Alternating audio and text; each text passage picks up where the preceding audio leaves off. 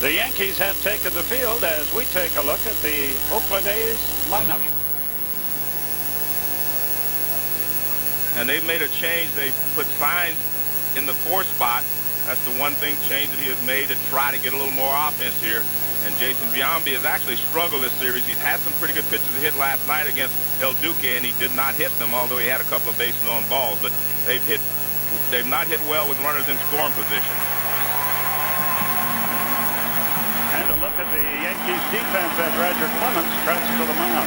Well, this has been a real strong point for the Yankees here in this series. Justice made a great play last night. So made a great play. Jeter and everyone else has been very solid. So this has been a good, solid Yankee defense. And that's the reason that they're ahead 2-1. And you see what Soho has done. Only 1 error in his 26 games at second base. And Roger Clemens he's working on 3 days rest. He has not done this in 7 years. August 31st, 1993 to be exact. So in that ball game, he gave up 6 earned runs in 6 innings. So this is something unusual for Roger, but he says he feels good and he prepared for this, and we'll see how long he's able to go. And Roger always tries to bring that Yankee mystique into the ball game with him, and he goes and he touches the monument of one of the great Yankee pitchers of all time. That's Babe Ruth. We know him as a hitter, but he was also a good pitcher, and Roger kind of touches that and brings that good luck to the mound with him, Skip. Or at least he hopes to. Yes. As we get ready to go here, Mike Winters is making the calls behind the plate, as you see the rest of the umpiring crew. Great umpiring here last night, we thought, and we expect more with Mike Winters. He's an excellent arbiter. So it's pretty simple. The Yankees win, they stay home and wait for Seattle. If they lose, they got to fly all the way back to Oakland for Game 5. And Art Howe was saying, and I think he's right, if there's a Game 5, perhaps then the age of the Yankees as compared to the youth of the Oakland team could have a little bit of a bearing on things. And there's no doubt that, young guys, their body rejuvenate quicker than the older guys, but I don't think you better count on that. One game, one day, I think everyone will play it just the same way if it goes to Game 5. It can be difficult for both teams. St. Louis eliminated Atlanta today, 3 straight, 7-1 the final score. And in the 9th inning, the Giants and the Mets are tied 2-2 across town here. And we're about ready to go as Clemens completes his warm-up tosses. It's a cool night in New York, but not a bad one at all. The Yankees have really played outstanding defense in this series. Oakland has not. I think that's been the difference to this point. Throw goes to second, and we're ready to go. And Terrence Long gets ready to lead it off. I didn't give you a nickel for his chances when he was carried off the field last night. You're right. I mean, it's looked like it could be very serious. He chased this ball. Luis Sojo gets single in the center field, and he comes up wanting to throw to the plate. Now his left foot slips from under him. According to the newspaper and reports, he sprained his left knee, and you can see right there is why you don't think he has a chance to play today. They had to pretty much cart him off the field. He could not put any pressure on his left leg, but he just seems to be moving pretty good. I was watching him today in warm-ups. He looks like he's moving around okay, but you'll never know until he has to sprint someplace. He has a home run in the series. He got it last night, and Clemens is ready to go to work, and Game 4 is about to get underway. Here we go. A little bit high. 1 ball, no strike. If you're the A's, you have to go into this game thinking we need to score 5 runs or more. We cannot continue to put all this pressure on our pitching staff here at Yankee Stadium. We need to score some runs tonight. High and away, 2-0. Well, Roger didn't think that was high. Yeah, he didn't like that call. And that's one thing that happens sometimes with Roger. He gets a little frustrated, with the umpires behind the plate, and it sometimes affects his pitching, I believe. Outside, 3-0.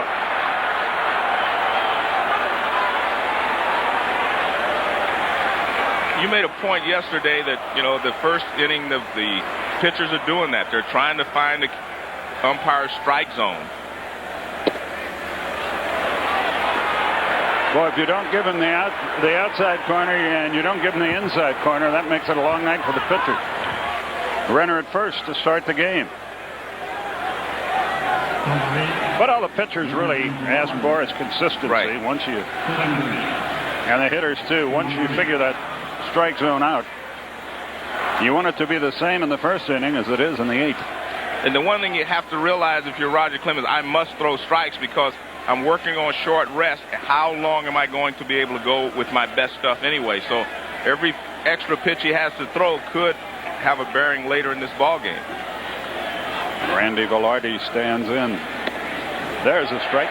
But that's the one good thing that the A's do. They will make you throw strikes. They will be patient at the plate. They make you, throw strikes and go deep into the count. In fact, per at bat, they saw more pitches per at bat than any other team in baseball. That's surprising for a young team, I think. Exactly. It is surprising. Right through that. So 4 straight balls to the leadoff man. He's ahead of 0-2 on the number 2 hitter. They're still filing into Yankee Stadium.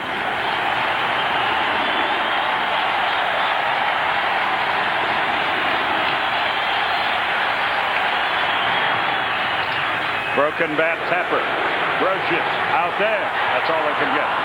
Nice play by Brocious because charging like that off balance, a lot of times you'll take that play and go to first base, which would allow the runner to go into scoring position. But watch, he makes this play off balance. This is not what Long needed. No, but he's charging.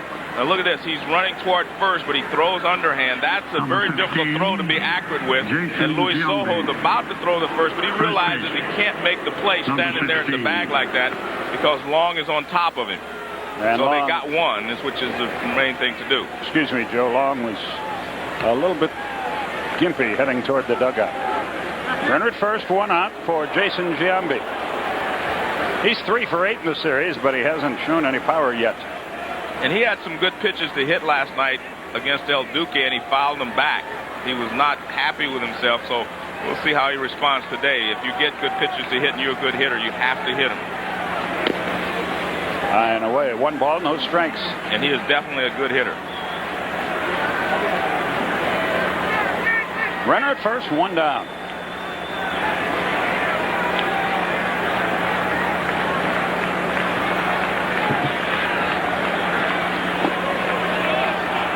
Two balls, no strikes.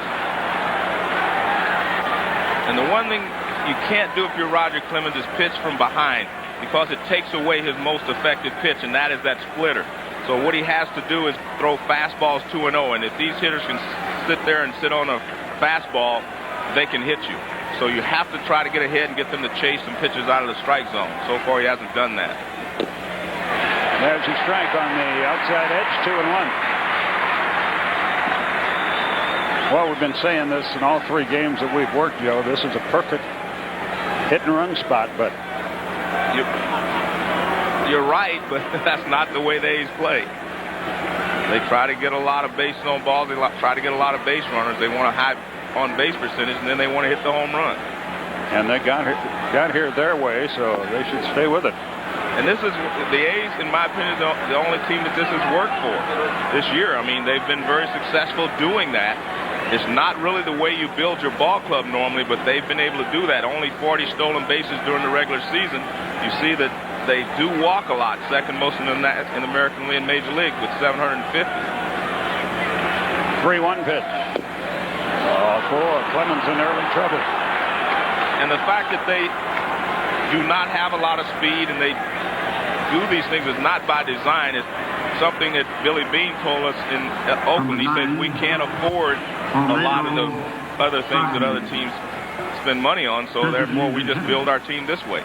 And he believes in on-base percentage and the long ball. Olmedo signs the batter. He's the designated hitter today. Who was that? Greg Maddox said chicks dig the long ball? Yeah, that's right. And the A's dig the long ball.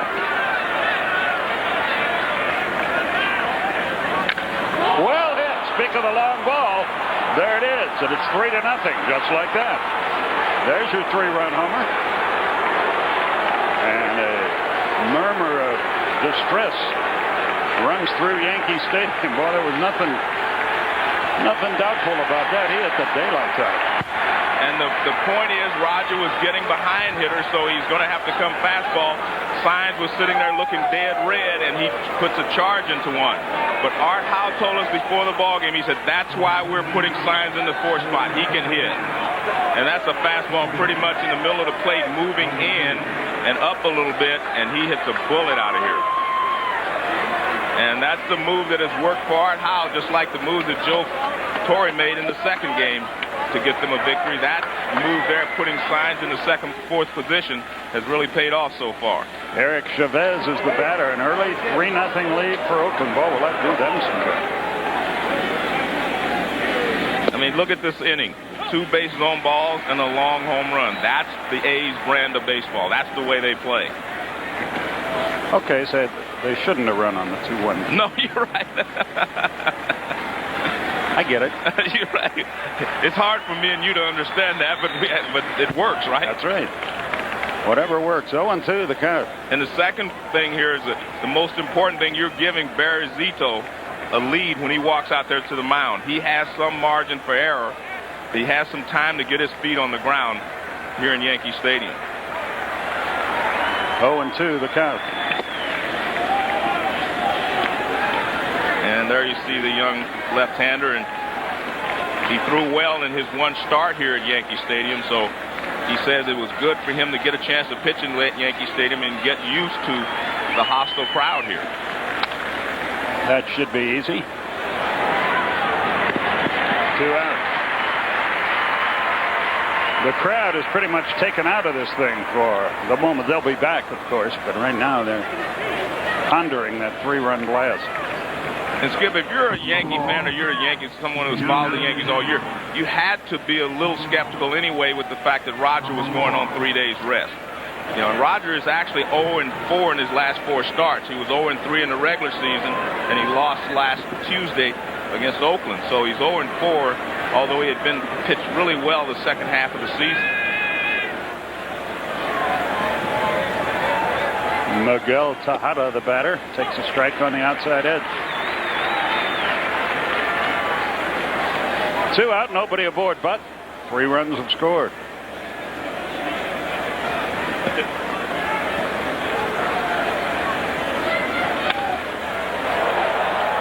Oh and 2.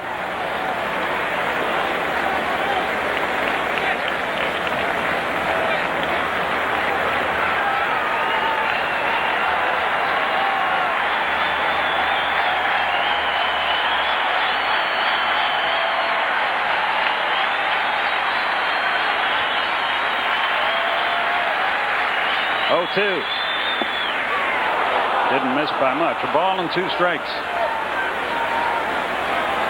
3-0 Oakland. They've only got 1 hit. We have not seen the pitch that was so effective for him for the first 5 innings in Oakland. That was the splitter. He has not used that very effectively so far. 1-2 is still the count.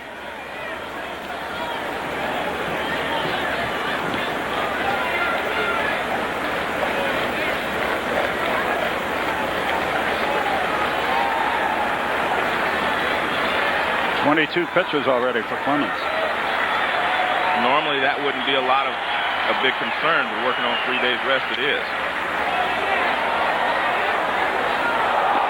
He's a big, strong guy, but Father Time has a way of sneaking up on you.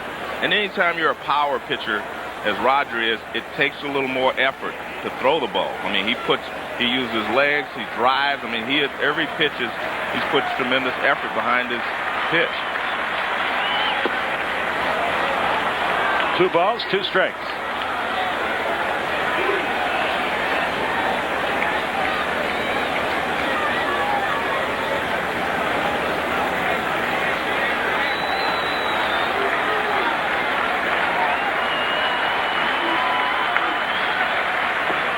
He started to go. Yes. He went around and the inning is over. Tejada doesn't think so. 3 runs on just 1 hit. No errors and nobody left. Bottom of the first. Oakland 3. The Yankees come to bat.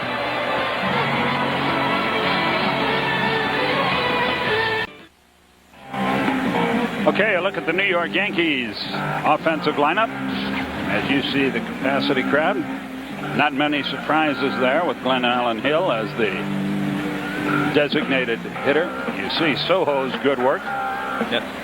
Soho has driven in 4 runs.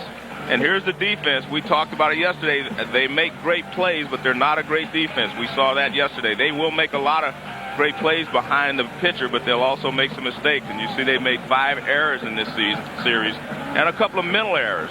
Mental errors hurt you just as much as the physical ones in the short series. And here's our Valvoline starting pitcher profile on Barry Zito.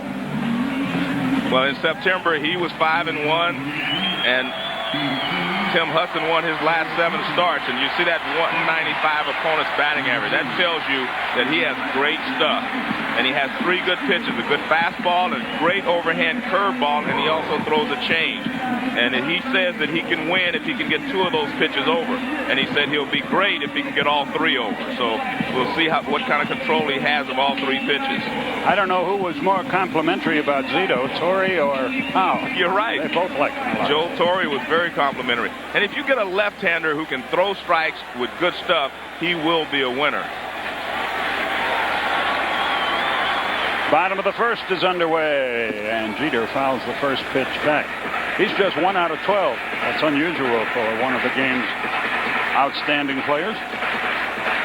And that was another point Art Howe made. He said if you would tell me that Derek Jeter would be 1 for something, David Justice 1 for something, and so forth and so on, he said, I would think we would be ahead. Base hit to center. That's the way the bottom of the first begins. Jeter has his 2nd hit of the series. And that was not his good curveball. That was a rolling curveball. He has a good, sharp overhand curveball. That one didn't do very much. Watch, this is his curveball, but this is not the sharp one. See, that one stayed up a little bit, and Jeter was able to hit it back through the middle for a base hit. This, of course, is Zito's first postseason experience. They have him listed at 6'4", 205. He's every bit of that. A first-round draft choice, the 9th pick in the June '99 draft.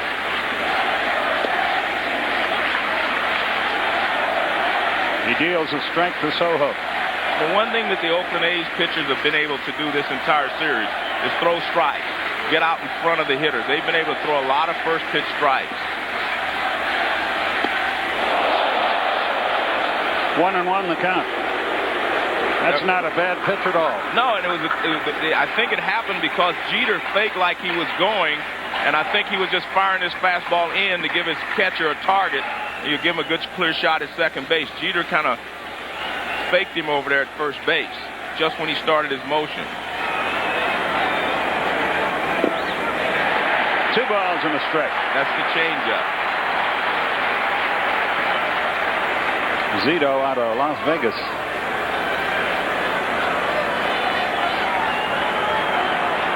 Joe Torre and Art Howe are very similar in the way that they keep themselves composed on the bench.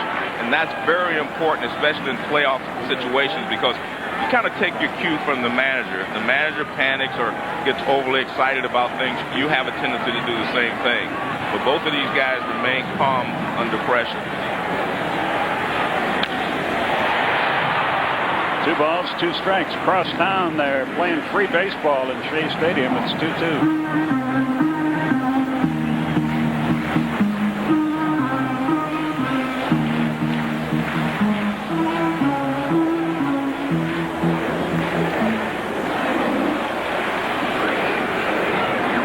The one thing you have to do with Soho is keep the ball down. You see, he gets up to that fastball. He's a good high ball hitter. Whether it's an off-speed pitch or a high fastball, he can handle the high pitch. Get the ball down. You need a ground ball here. 2 balls, 2 strikes.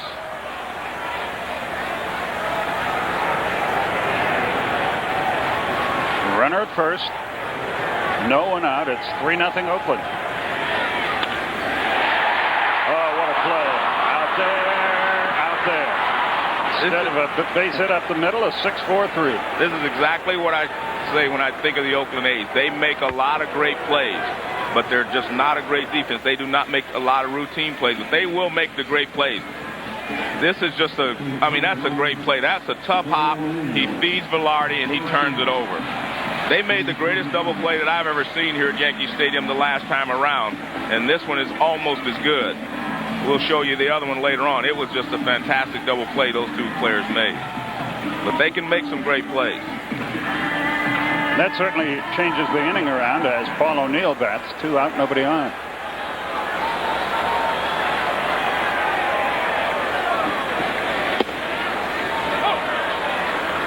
Another first pitch strike. He's had 3 hitters this inning. He started all 3 of them off with a strike, and that's the key to his success. You know, when you're a left-handed pitcher, being able to throw strikes and get ahead of the hitters. Jammed him, and it's 0-2. Well, the hits are even at 1, but where it counts, Oakland's put 3 on the board.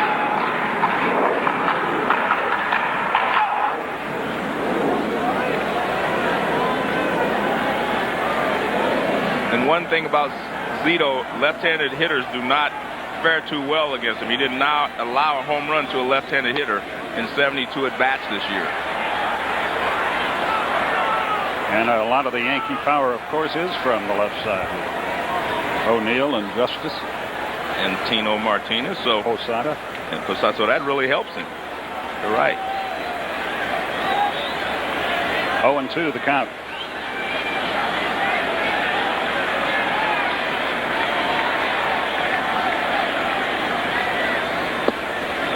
Nasty. Yeah, good one, but just a little bit outside. 1-2.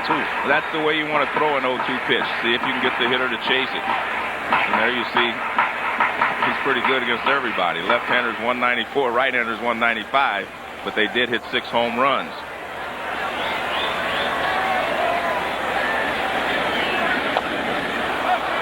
And you see the swing that O'Neill takes there. Couldn't do much with that. That was not a pretty swing, but he did stay alive.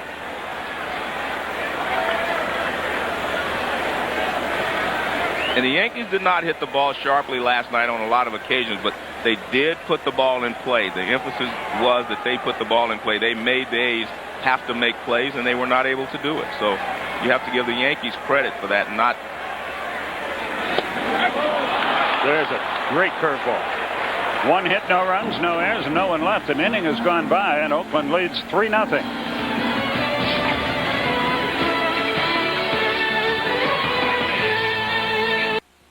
NBC's coverage of tonight's division series is brought to you by March 1st. Here's to being first. March 1st, a new world, a new way.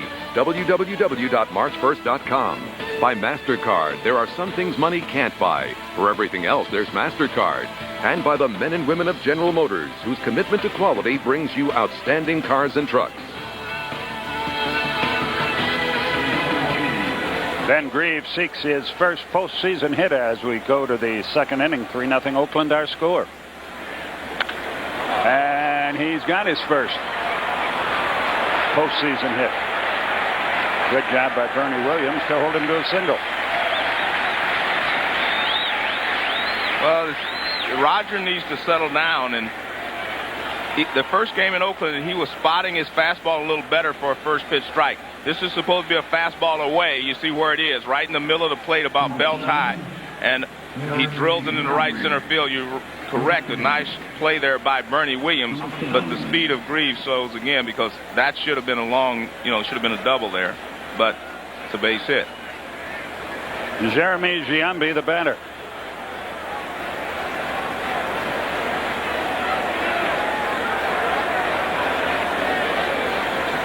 Runner at first, no one out.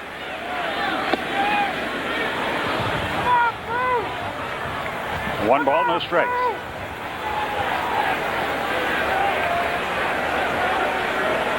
Clemens fighting it here in the early going.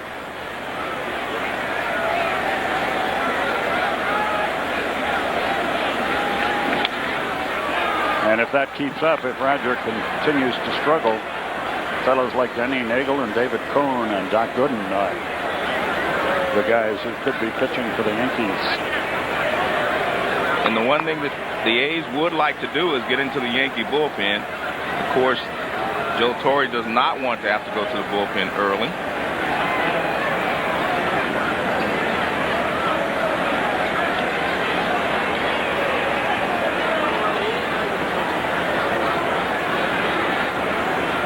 One and one the count.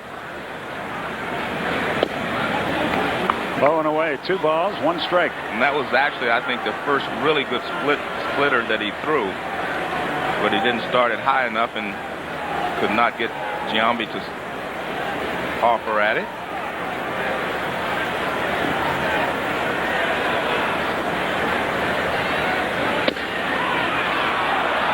Three and one. Trouble brewing again for Clemens. And you see there's Billy Connors. He's calling down to the Yankee bullpen. He wants somebody to get started. No one's moving yet, but maybe there he just finally got Denny Nagel's attention, and he's going to start warming up. 2 on with nobody out. Clemens wanted that one too. And I expected Nagel to be the logical choice because the A's are basically a left-handed hitting ball club, so you want to bring a left-hander in against this lineup.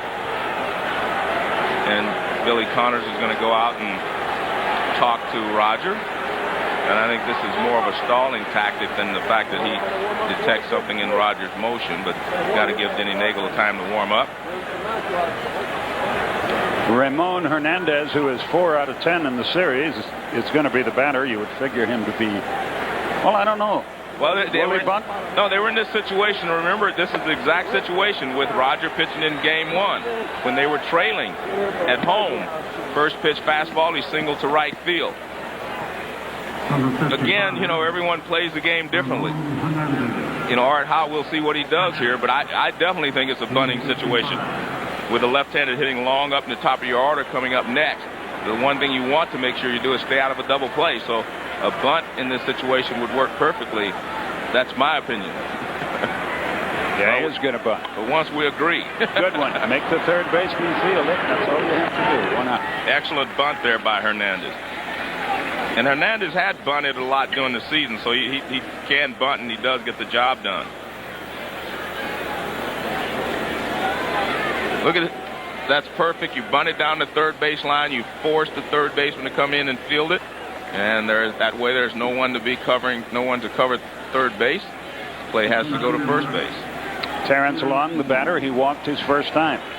And the Yankees are going to play the infield in. And I think this tells you how Joe feels about his offense. And he did say a lot about Barry Zito and how good the young pitcher was pitched against him the last time. Runner coming. Good getting. Got it. First and third, 2 out. Grave tagged out. Soho made the play from second. And that was a good pitch by Roger Clemens. This is a splitter that goes down, and that's what you want. You want to keep the ball on the infield. You want to get a ground ball. See the target? See that splitter is down. It's actually a bad pitch to swing at on the first pitch if you're the hitter. But you see what Soho really did there. He charged the ball. He didn't wait for it. See how far he is in on the infield grass when he makes the play? That way there's no chance for the runner to score. And Posada, a good job of blocking the plate.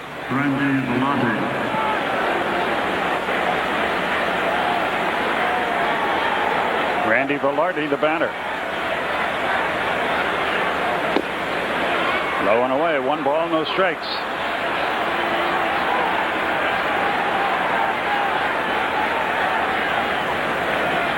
Two out in the inning now.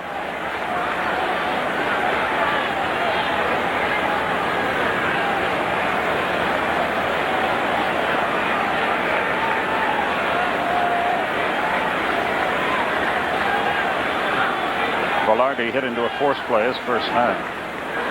Downstairs.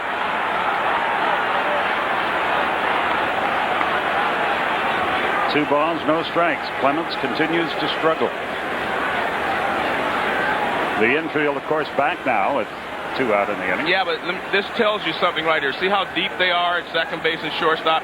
They cannot get to the bag and cover if they send Long and still be able to cut the run off the plate. The point I'm making is if Long wants to go to second base, he can do so. There's no way that they can throw through in this situation because they're too far from the bag to cover. There's a strike. It almost hit him. As banged up his lung as though, I don't know if he's of a mind to. Well, I will only say this. If you can't play, you shouldn't be playing. That's right. This is do or die today, for the A's. This is not a situation where we can worry about if you're okay for tomorrow or the next day. This is do or die right here. And that's one more run that they may be able to score. The point is they're giving it to him, and you can see that. Didn't mean to. Should be out of the inning. And he is. The A's missed a great chance to score there. We go to the bottom half of the second. Still, A's 3-0.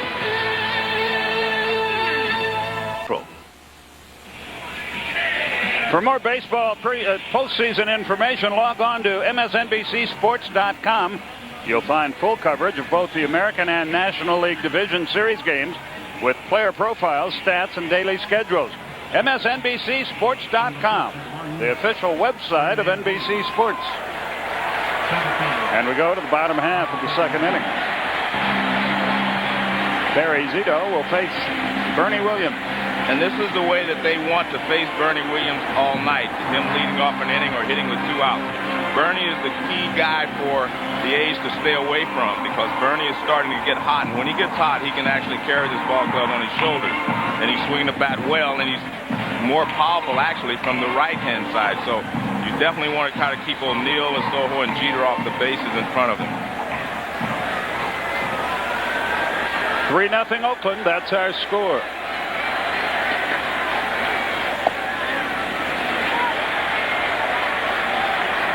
One ball, no strikes.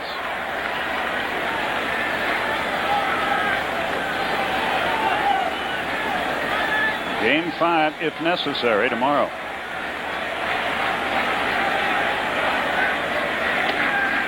Good pitch.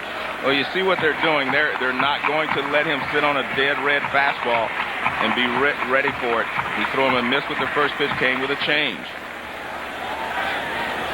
And that tells you something about this young pitcher, too, being able to do that from behind in the count and not being afraid to throw the changeup.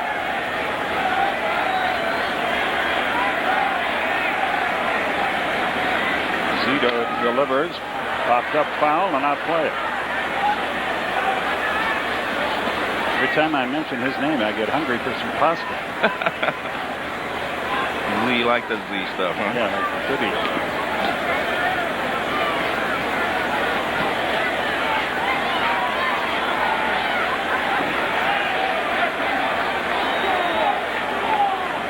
And you see Bernie trying to slow Zito down. I mean, Bernie got in the box. Zito started his windup, and he stepped out. 1-2 the count.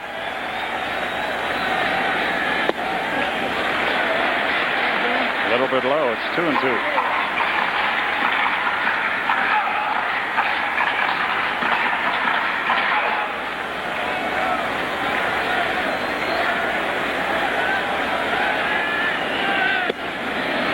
Full count.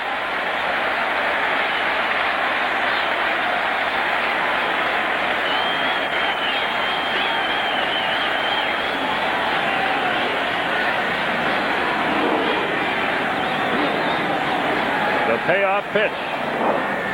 Good.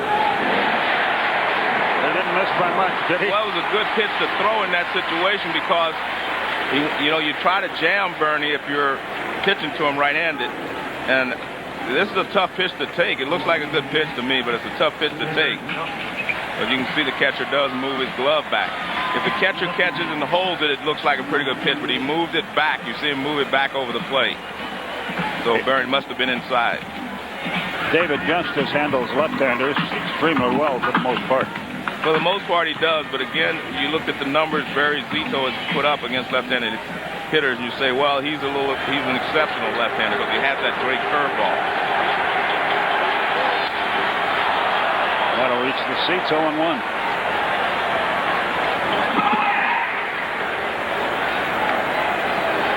Three-0 Oakland, our score. We're in the bottom of the second. Willie Randolph at third base. He's third base coach. He's rumored to be interviewed for a managing job along with Chris Chambliss, the hitting coach. last year by a few teams, and neither got the job last year. But Joe Torre had a story in the paper today saying he really hopes that someone gives both of them a job this year because he thinks they deserve it. There's Chris Chambliss. Strike call. 0-2. Well, David thought that ball was low. Here's the big curveball we talked about. This is why left-handers do not hit him that well. Starts right at David, and then it breaks. And a sharp breaking curveball. And remember, it's not where the catcher catches it, it's where it crosses the plate. And that was a lot higher when it crossed the plate than it was when Hernandez caught it. That takes care of justice. One away. I don't know Willie Randolph that well, but I do know Chris Chambliss from his years in Atlanta, and there's no doubt in my mind he would be a fine manager. Well, he was manager of the year in the minor leagues for 2 straight years, so I would think that he knows what he's doing. And will he spend enough time? I think the key is that they both worked under Joe Torre. You learn a lot from, managers who have been successful, and I think that's the key. They've learned a lot being around Joe and being part of his coaching staff. And Joe entrusts him with a lot of the duties here, and I think it's great. There's going to be some vacancies, that's for sure. There already are. 1 ball, no strikes to count.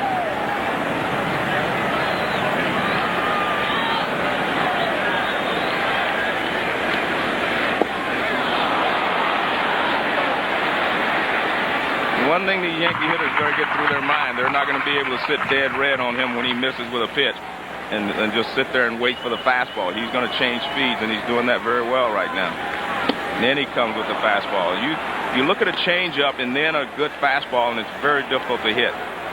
There are 2 ways to keep hitters off balance, because pitching, that's what pitching is, keeping hitters off balance. You can overpower them with 99 miles an hour fastball, or you can change speeds, as Zito's doing, and keep them off balance. They chase the runner back. 1-2 the count. Runner at first, 1 out. Oakland has a 3-0 lead. Olmedo Signs blasted a wickedly hit home run to left in the first. Hill fouls it back.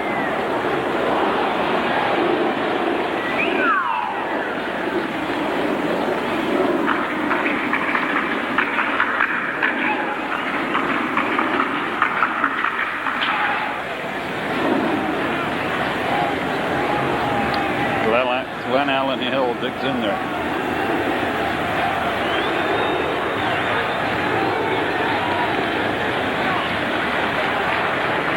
Nice play by Hernandez on that pitch. Just to show you how much the A's value Barry Zito. He was their #1 draft choice in 1998. He was the 9th pick overall in the 1999 draft. Now here he is in the year 2000 pitching to keep them alive here in the division series. And he looks like he's having a good time doing it. Hill is out on strikes. Well, no one has been able to touch the curveball. And it looks like his curveball starts on one plane. Watch this. It starts outside, and it just seems like it stops right there and starts to bite. And that's tough to do. You give up on it. See where it starts out here? You give up on it, then it starts to bite, and then it's too late. Once it starts to dive, you're in trouble. He comes almost straight over the top. Jorge Posada stands in there. A runner at first, now 2 outs and 3 strikeouts in the game for Zito. High fly ball left field, but no carry to it. Reeve is there.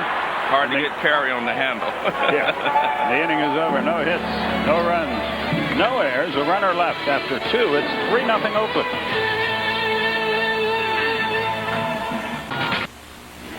Tomorrow at 1 o'clock Eastern, NBC brings you the conclusion of the Solheim Cup from Loch Lomond Golf Club in Scotland. Going into the decisive final day, the underdog Europeans lead the U.S. by 5. The Solheim Cup tomorrow at 1 Eastern on NBC. Jason Giambi, the batter. Roger Clemens goes to work. 0-1 the count. Nobody on, no one out.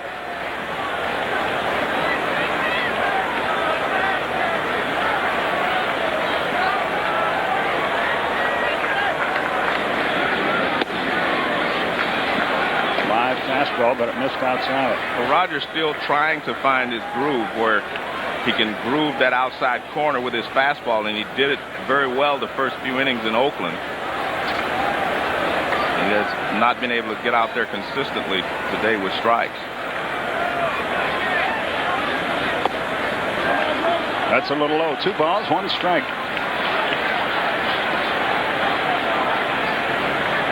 Giambi out of the batter's box for a moment. That's his brother Jeremy. He's watching him hit. I'm sure he's learned a lot from watching his brother hit. Jason, one of the better hitters in the league. Upstairs and 3-1.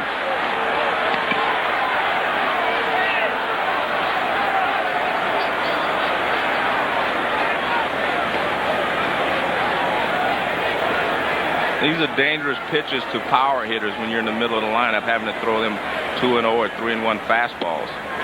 He walked it. And you can see he was trying to be careful. He's trying to hit the outside corner with the fastball, keep him from pulling it, and he misses.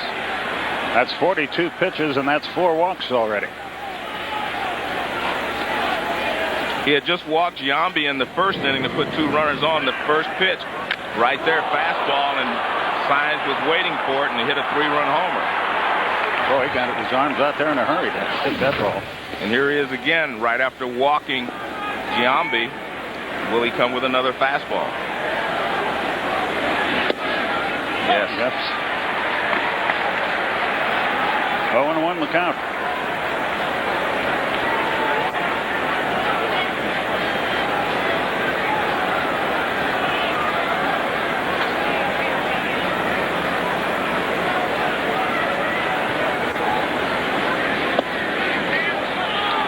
A little bit low, and it's 1-1. Well, Joe, I want to thank, this is my last game. I'd like to thank NBC for giving me a shot to do it. I'd like to thank Bob Costas for being in Sydney, so I got a chance to do it. Right. I'd like to thank you for being a tremendous help. Well, it's been a pleasure for me. I mean,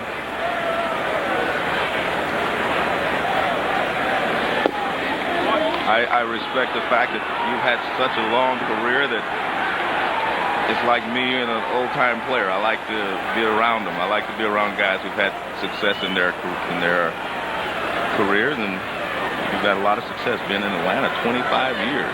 Well, I've been there longer than that, but baseball 25. Well, that says something right there. And I'd also like to thank the folks at TBS and at WSB Radio in Atlanta for letting me do this. It was extremely kind of them.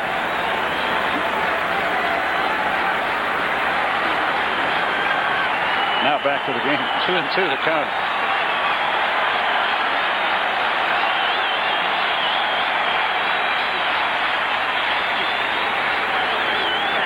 Rogers steps off. Now he's about ready.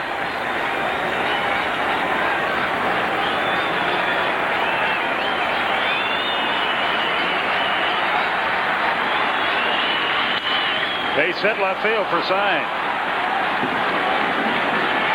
First and second with 1 out. It was interesting when we talked to Art Howe today. He said Signs can sit on the bench, not play for weeks at a time, and just jump out of bed and start hitting. He said he's that good a hitter. This is a good pitch. This is a splitter down from Roger. Look at the location. Down, and he just reaches out and rakes it into left field for a base hit. The other pitch was a bad pitch from Roger that he hit for the home run. It was up and over the plate in middle end. That was a little splitter down the way, and he just reaches out and rakes it anyway. So once again, Oakland threatens.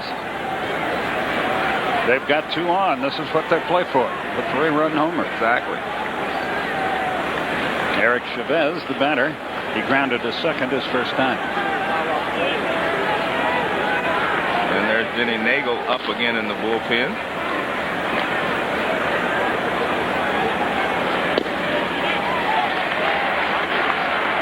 It's going to be a difficult decision for Joe Torre when to take Roger out or how long to stay with him, because you cannot afford to let this game get away from you. Yet you do not want to go to the bullpen too early, because then it can really get away from you.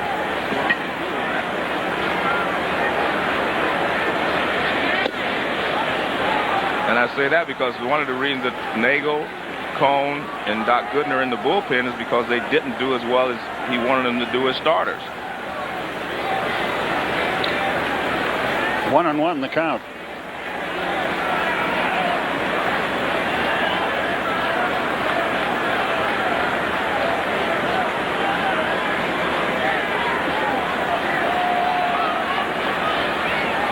The runners lead away.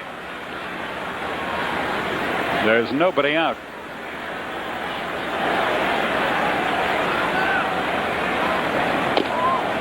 That's right in there. 1-2.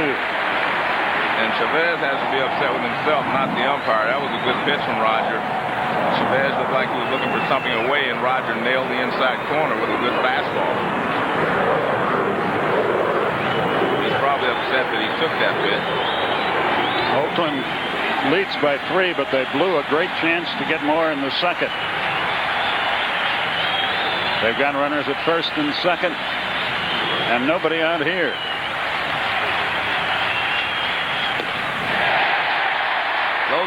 Those last 2 pitches are the best 2 fastballs that he has thrown in this ball game. Not so much just the speed, but the movement. These 2 pitches moved really well. The first one on the inside corner, and then this one to finish off Chavez. Look at that. The ball starts inside corner, just moves back over the plate. Watch, you'll see a little rotation on it going towards the catcher's glove, moving away from the hitter.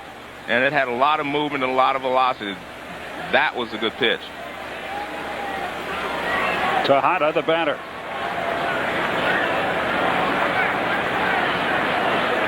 He was a strikeout victim his first time.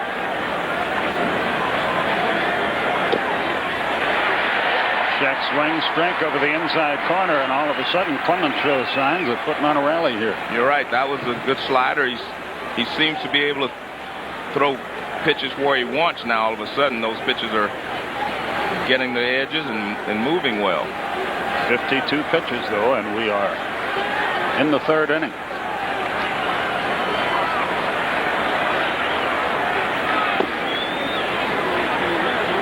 A ball and a strike. One of the things that Tim Hudson and El Duque were able to do last night was stay out of the middle of the plate. They got a lot of pitches on the corners. And that's what Roger needs to do, and that's what he started to do here in the 3rd inning after he allowed 2 runners.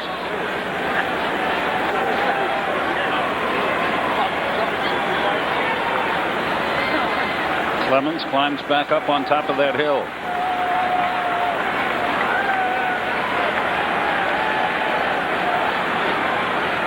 Now it's Tejada's turn to step out.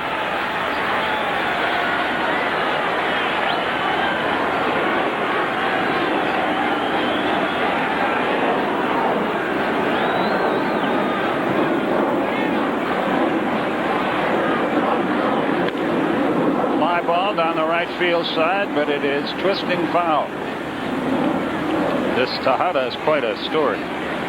As a youngster, a shoeshine boy to help his family survive, and he just signed a 4-year, $12 million contract.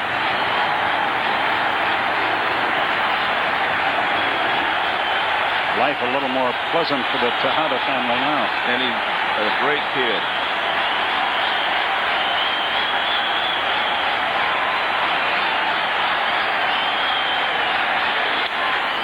Line foul. I asked a question on the air a few weeks ago about, Haiti is in this same island that the Dominican Republic is. So I wonder why we never hear about any Haitian ball players. And people say the reason is because that was a French protectorate, and they're very much into soccer, not baseball. Well, you have to play baseball as a kid in order to have a chance to get to the big leagues. There's a lot to learn about this game.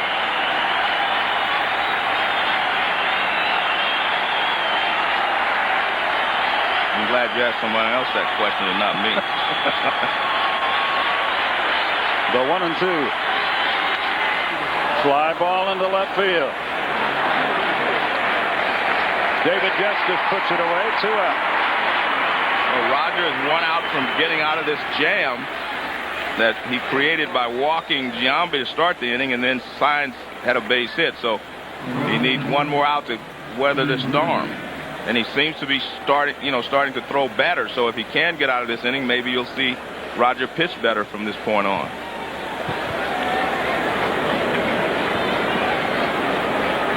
Grieve got his first hit of the series, his first time, a solid single.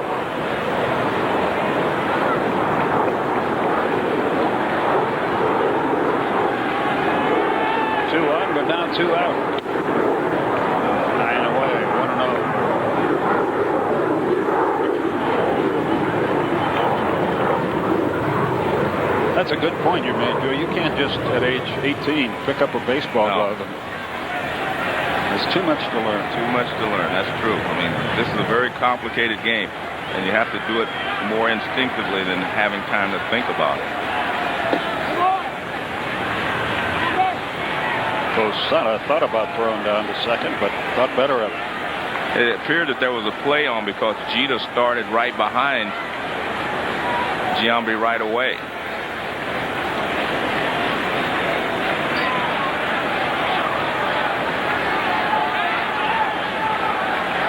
Two balls, no strikes. The runners lead. It's a dangerous pitch for Roger, and that's why he tries to make a good pitch with it, because once you get behind some of these left-handed hitters, 2-0 fastballs are difficult pitches to have to make in Yankee Stadium to a left-handed hitter. You turn him loose here, 3-0? That's a good point. I think it's a very good question. I would say normally yes, but Grieve has not been swinging the bat well, but he did hit the ball hard last time.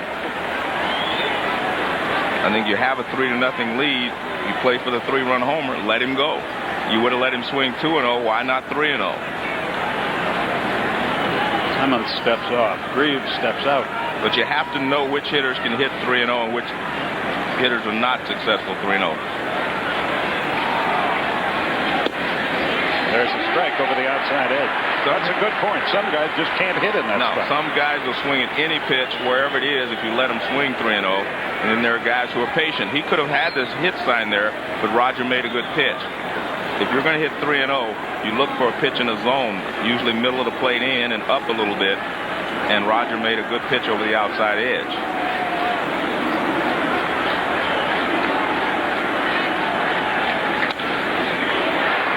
Hit hard, but foul. Now the count goes to 3-2, and the runners will be on the move.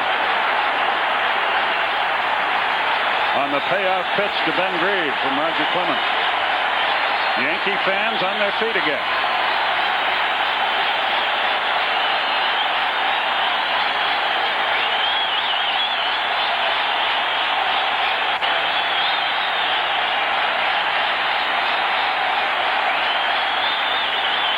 This will be his 25th pitch of the inning.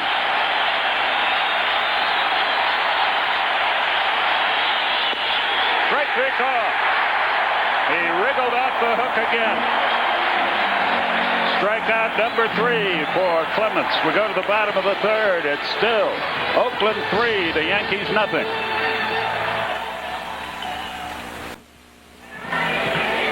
We go to the bottom of the third. You see the umpires talking it over there. Look at their fancy new uniforms. They designed those themselves in cooperation with Major League Baseball. Major League Baseball actually cooperating with somebody. It's good. So we now call them the men in tow.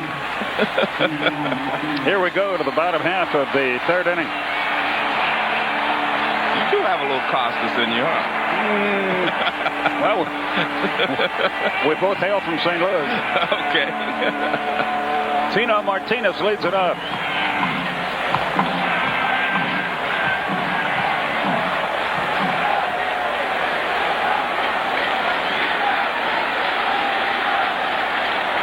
And here we go. Tell you what, Joe, the A's have a very comfortable lead, 3-0, but they've had a chance to break this thing wide open in the second and again in the third and couldn't get it done. And you're right. I mean, you cannot let the Yankees stay in this ball game because they are the home team. And you better put them away as quickly as possible, and they haven't done that. And sometimes there's a flow to a game. Sometimes a 1-0 lead's a big lead. Sometimes a 4-0 lead is not. No swing there. It's 2 balls and a strike. The only reason I think that this lead is pretty comfortable at this point is because Barry Zito seems to have kept his emotions in check. He seems to be comfortable out there on the Yankee Stadium mound. Not only that, boy, he's got great stuff. Definitely. We knew that going in. And he has 3 great pitches. There's one. That fastball is just, I mean, it's hard to hit the fastball. He has a great overhand curveball, and he throws a changeup. He gives you 3 different speeds to have to deal with. 2 balls, 2 strikes.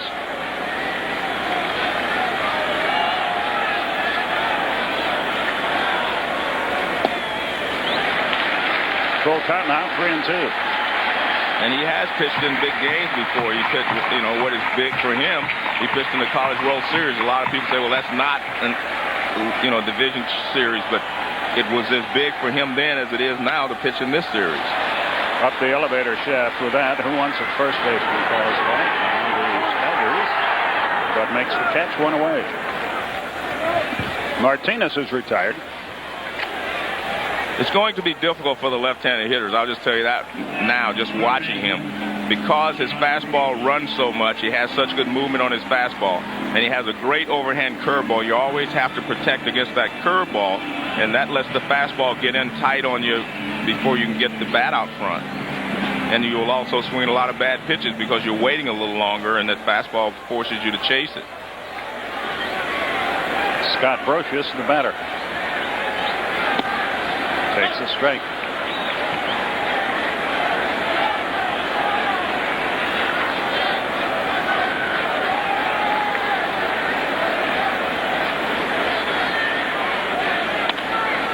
Ground ball to short. Tejada up and firing. 2 down. And that's what Zito wants, is guys jumping on a pitch early in the count. Here's Derek Jeter, who singled his first time.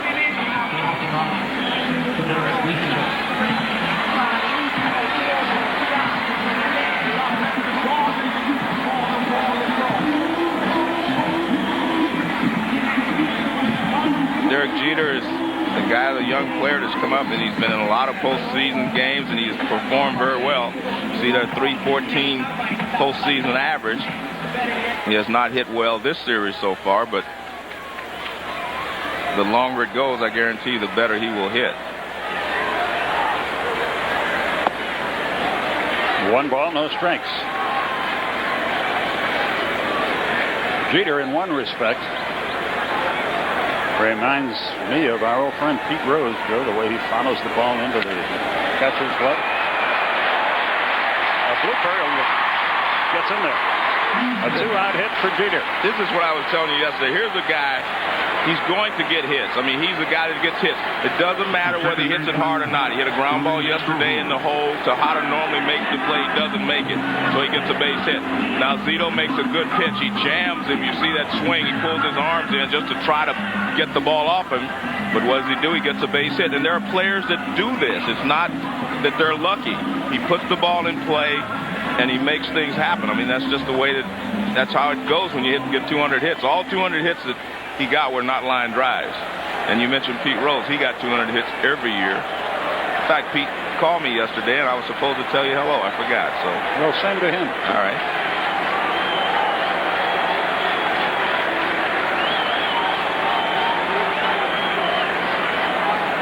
Zito steps back off the mound.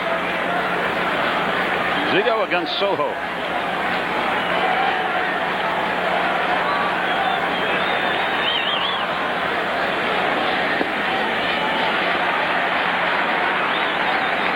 See the pattern they have with Soho. They want to throw him off speed pitches and make sure they keep the fastball down. That's the way the pattern they want to use against him.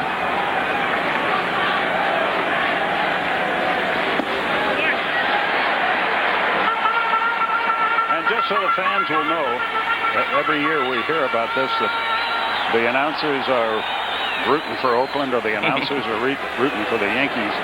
The team I was rooting for is no longer in the playoffs. Well, I just root for a good game when I'm broadcasting the game. I just want it to be just to have a good game. And if the writers say that we're partial, remember, nobody wraps their garbage in their television set. We'll return to Yankee Stadium after this word from your local NBC station.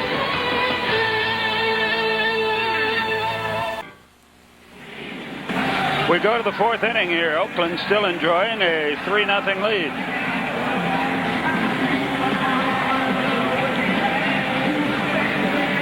Let's take a look at the pitch counts of both pitchers. That could be significant as this game continues. Well, Roger with 62, he's struggled a lot more than Zito has.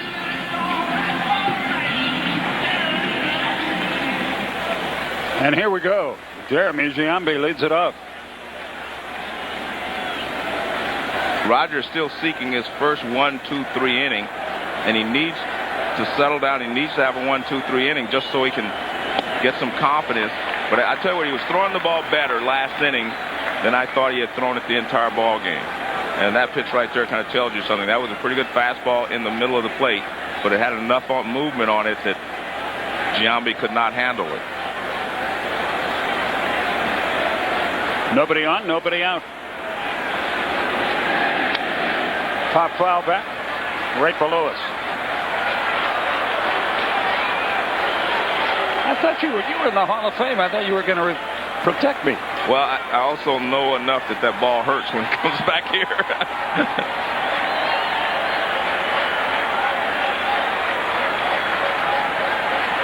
0-2 the count. That should be easy, and it is. One away.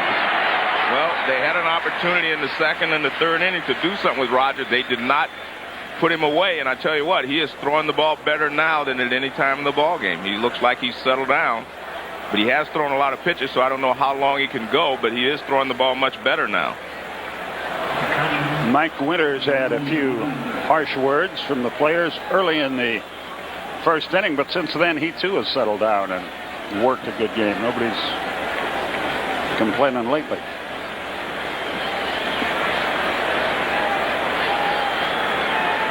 Ramon Hernandez is the batter.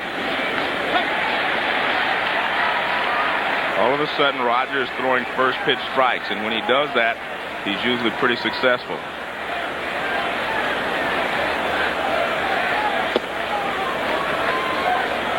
A ball and a strike.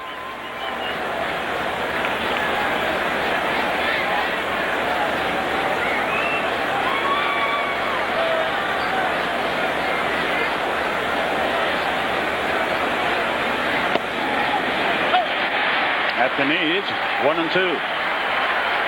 A little delay call for Winters that time.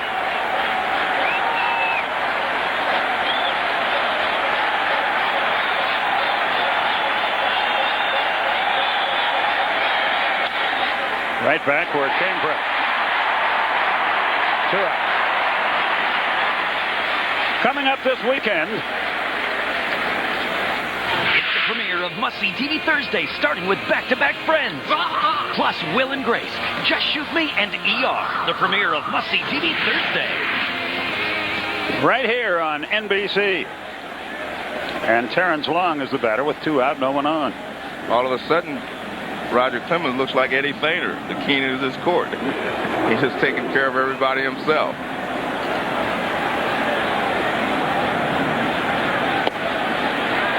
Again, first pitch strike, and we did not see this happen in the first couple of innings, but he has settled down, and he's throwing the ball well. In case you joined us late, Olmedo Signs hit a 3-run homer in the first. He was inserted as the designated hitter, and he paid a big dividend, and that's been all the scoring of the ballgame. He actually did exactly what a fourth-place hitter's supposed to do, clean the bases.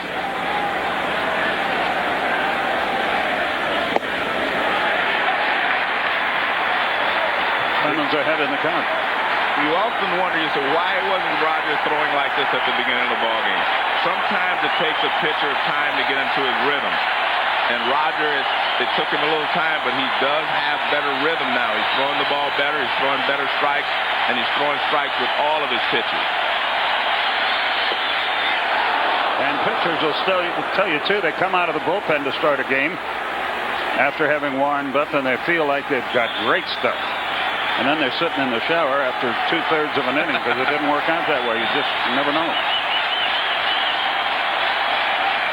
The 2-2.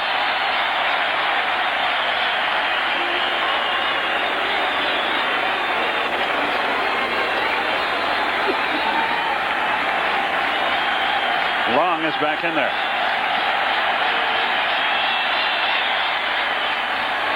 Tapper past the mound. Ordinarily, that's a very close play, but not now. 1-2-3, nothing doing. Bottom of the 4th. Oakland leads it 3-zip.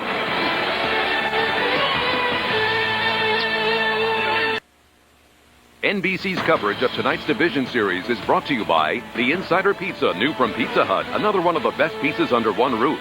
By MCI WorldCom, offering great long-distance rates here and around the world. By Claritin brand of Loratadine tablets, official sponsor of Major League Baseball. And by Chevrolet. If only everything was as dependable as a Chevy, Chevy will be there. Bottom half of the 4th inning, heart of the order up there for the Yankees, O'Neill, Williams, and Justice. Barry Zito has pitched a terrific game to this point, and I don't mean to take a thing away from him. The pitch is a strikeout, but I bet he'd be the first to tell you that 3-run homer in the first made his life a lot easier. That made his life easier in the fact that he is throwing first pitch strikes to all the hitters. I mean, when you can do that, you know, you're in pretty good shape. 0-1 the count.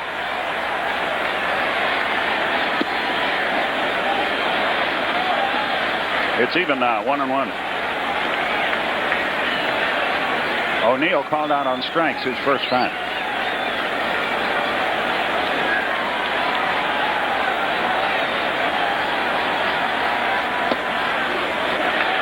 Two and 1. Hitters are always trying to make adjustments to what the pitcher is doing to them. And if you watch O'Neill, he's even turning his front side in a little bit more now than he was before, so he can try to stay in on the curveball and the fastball away.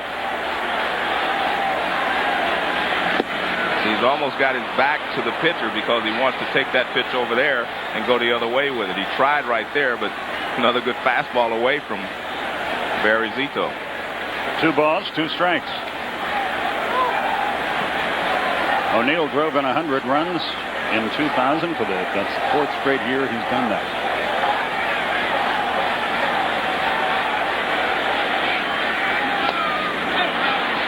Bounced up and bit him.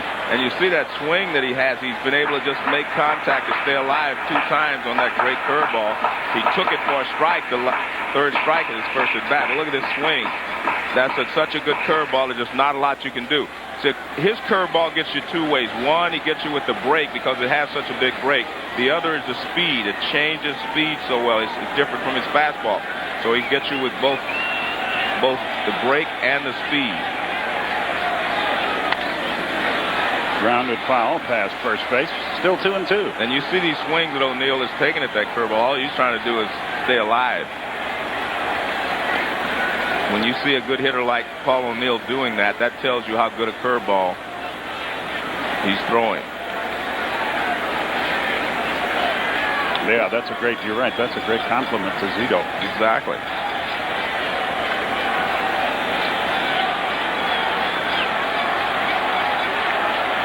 Two and 2 the count.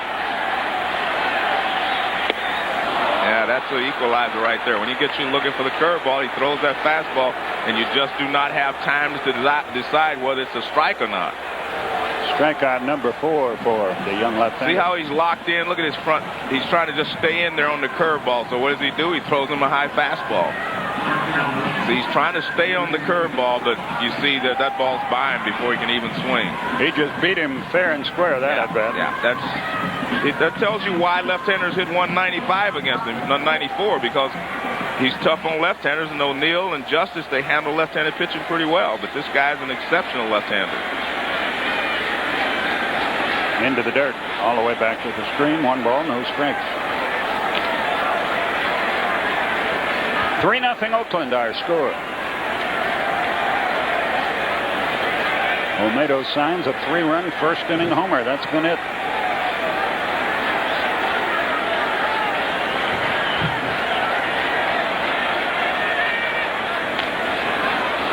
Joe Morgan, Skip Carey from Yankee Stadium, Jim Gray on the field.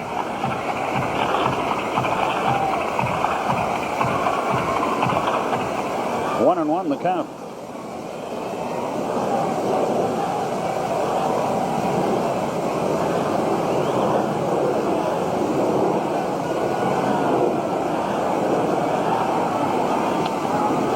Hop foul back, and it's 1-2.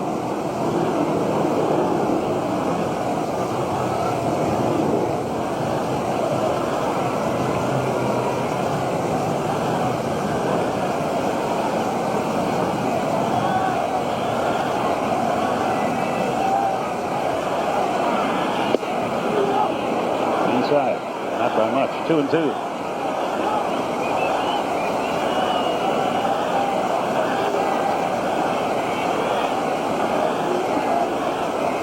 There's one out here, nobody on.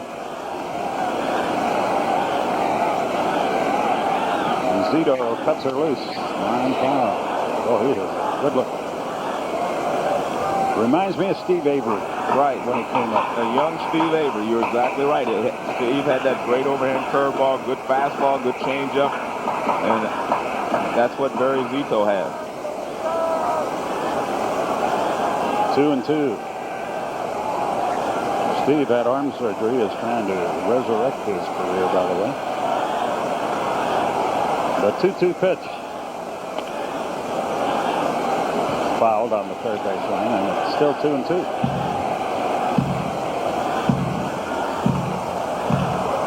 And Willie Randolph trying to give the fan the baseball. He finally gets it for his kid.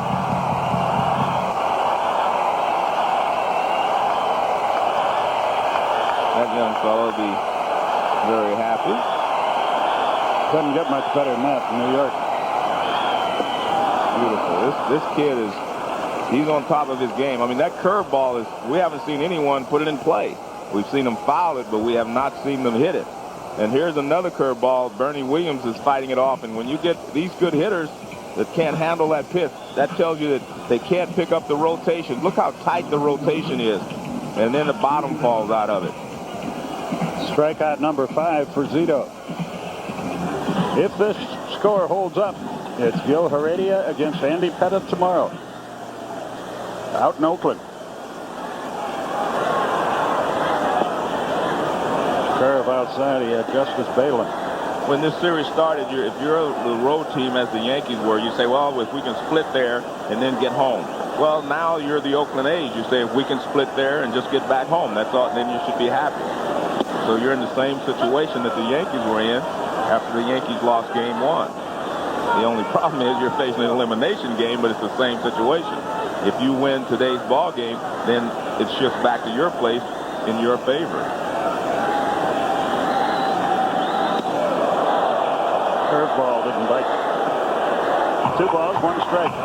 Art Howe told me a funny story about Barry Zito. He said he holds the ball so loosely in his hand that he was pitching in Detroit one day, and he threw a pitch, and he threw it all the way up on top of the screen. And he said, "What's that?" And he looked out there, and Barry Zito was laughing. He was laughing at himself, and his next pitch was a curveball for strike 3. He's like he's walked in the park. Not nervous at all. If I had his stuff, I wouldn't be either. No, he's well armed. Oh, I like that. Well armed. 3 balls and a strike.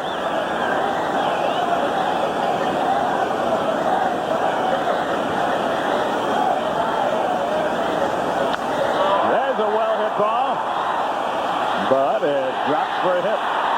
And only a single for Justice. I thought he hit the ball harder than that. Well, he was a little bit out in front. Like I said, one thing Zito is doing, he's not giving in. This pitch here, he takes a little off. Justice gets it out in front, and it falls in front of the right fielder, Jeremy Giambi. Now watch the location. See where the catcher set up? That ball's going away, and Justice just reaches out there and pulls it. He actually just top hands it because it was an off-speed pitch, and he was out in front. But he was able to get enough of it that he was able to get a base hit down the right field line. Hits that on the sweet spot. It's out of here, but he hit it right off the end of the bat. Here's Glenn Allen Hill. 1 ball, no strikes. And no matter how many times you strike Glenn Allen Hill out, he's up there swinging, and he's always dangerous. The hits are even now at 3 apiece. Oakland has the only 3 runs in the game, and it's 2-0 on Hill. And Posada is next. And the reason you see Hernandez going out there, this is one of the few tough pitches he's had to throw in this ball game. You're going to have to throw a 2-0 pitch to a good hitter, a guy that can hit the ball out of the ballpark and bring the Yankees within 1 run. So you want to decide, am I going to challenge him with a fastball, or am I going to try to get him out with something off speed? 2 balls, no strikes. I think with a 3-run lead, you still have to go after him and try to just make him swing it, make him swing the bat. But he throws him a changeup. That's beautiful. I mean, for a kid to be able to do that under this type of pressure, that tells you about his makeup. Another changeup. 3-1. He can't throw him a changeup here. He may throw him a curveball. You can't throw 3 changeups in a row in this situation.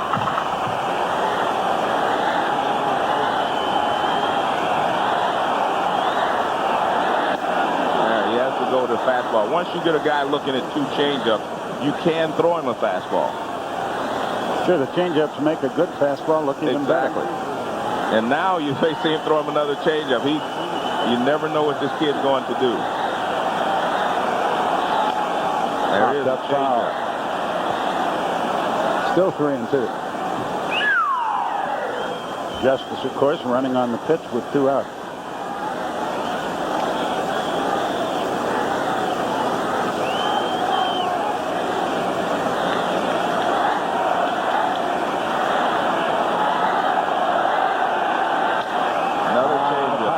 Be out of the inning. Tejada calls for it, and he is out of the inning. 1 hit, no runs, no errors, 1 left. We've played 4, and it's 3-0 Athletics.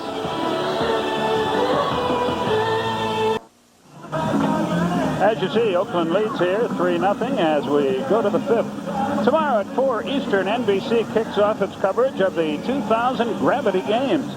Tune in as amazing athletes take the stage in some outrageous events.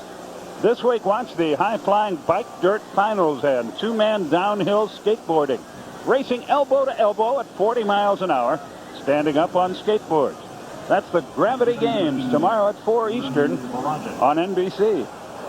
Which contest are you entered into? Costas and I are on those skateboards. Here's a strike called. And this is a completely different Roger Clemens the last 2 innings than the one that started the first 2 innings of this ball game. He is throwing strikes with his first pitch. He's getting ahead. He's got good movement. He's got good location. Lardy takes low and away, and the count evens at a ball and a strike.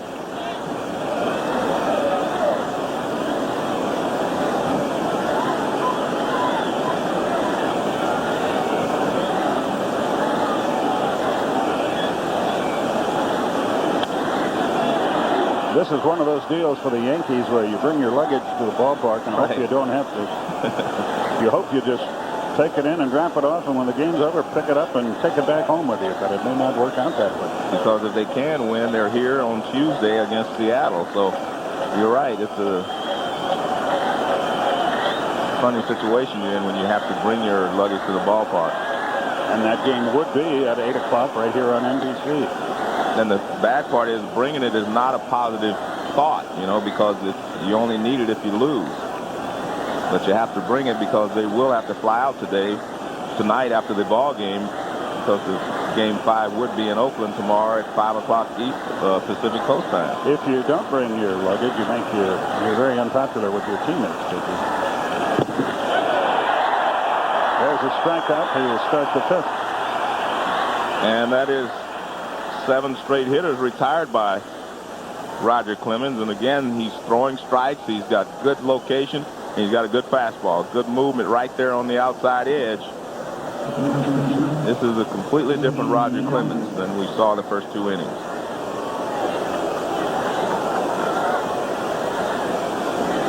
That game tomorrow, by the way, will be at 4:30 Eastern time if it's necessary. Strike called to the big guy. That's 8 straight hitters that he has started off with a strike, first pitch strike. And he could not throw strikes in the first inning. He walked 2 and gave up the home run to Olmedo Signs. 0-2. That game is at 4:30 Oakland time. Let me correct myself. 4:30 Oakland time if necessary tomorrow. 0-2 the count.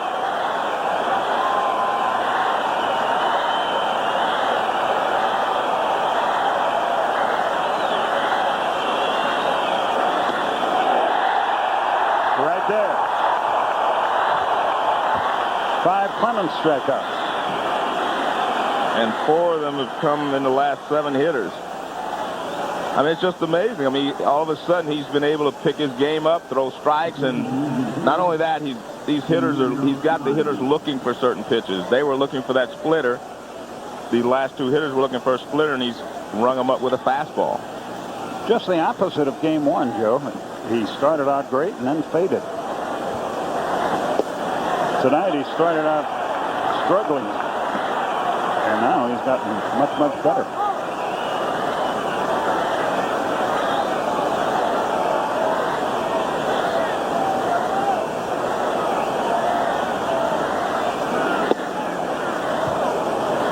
He's also speeded up his pitching here. And that's a good point, Skip.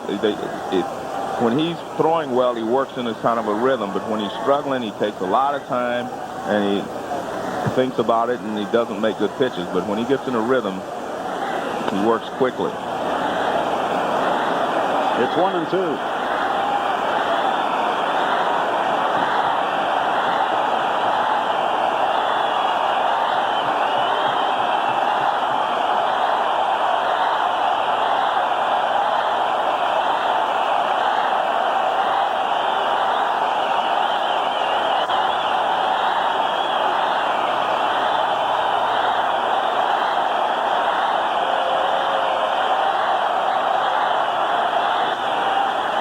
Him up.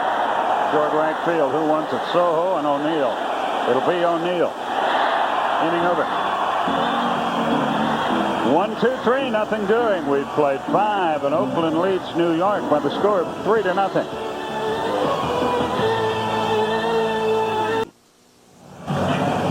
3-0 Oakland. We go to the bottom of the 5th. Let's switch for a moment down to the field and Jim Gray. Jim. All right, thanks, Skip. Well, Derek Jeter trying to rally the troops as he came back into the dugout. He ran up and down clapping and said, "Come on, guys. It's like a funeral out here. Let's start playing some baseball. Let's get them back one at a time. It's not a funeral. Let's go." Skip? Okay, Jim, thank you. Well, Barry Zito is making it seem like a funeral because he is dominating these Yankee hitters at this point. But the Yankees are in a situation where Rogers throwing the ball well now, so they need to show Barry Zito that they can hurt him. 1 pitch, 1 out. But at this point, Barry Zito doesn't feel like the Yankees can put any pressure on him. They can't hurt him, and he should feel that way. That's the confidence of a young pitcher. And if you're the Yankees, you have to break that confidence some kind of way. You don't have to get 3 runs, but you have to get 1 run. You have to show him that you can hurt him. Because the longer this game goes, the more confidence he will gain. He has pitched a classic to this point. And Tino Martinez stands in. He popped out his first time.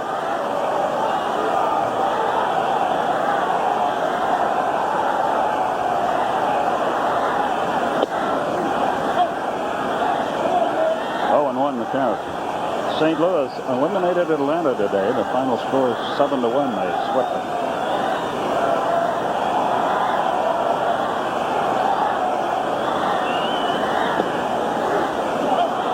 Right in there again. It's 0-2. And when a guy starts the curveball almost behind you or right at your back, it's very difficult to stay in there. And watch, I mean, this ball starts behind. See, Tino kind of buckled. The ball starts behind him almost. It's hard to stay there because what if it doesn't break? It means you better read it very quickly.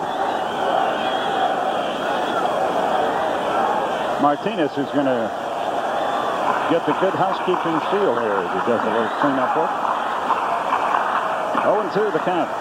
David Justice on an interview here in New York the other night said an interesting thing. said Willie Stargell when he was the hitting coach in Atlanta, and David played there. First the pitch. Line right back where it came from. I don't know if that got a piece of his glove or not. Said Stargell convinced him that if you got hit by a pitch, it was only going to hurt for a little bit.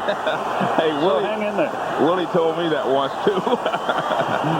Well, this is the first, I think, bad pitch that he's made. He had an 0-2 count, and he threw a fastball over the middle of the plate. Tino hits it back through the middle, and he does get a glove on it. See, that pitch is right in the middle of the plate. 0-2, he needed to get up and out of the strike zone or away a little bit more. You can see he barely able to get out of the way. Yeah, he's very fortunate there. That would have been a little rough. Scott Brocious, the batter, runner at first, and one out.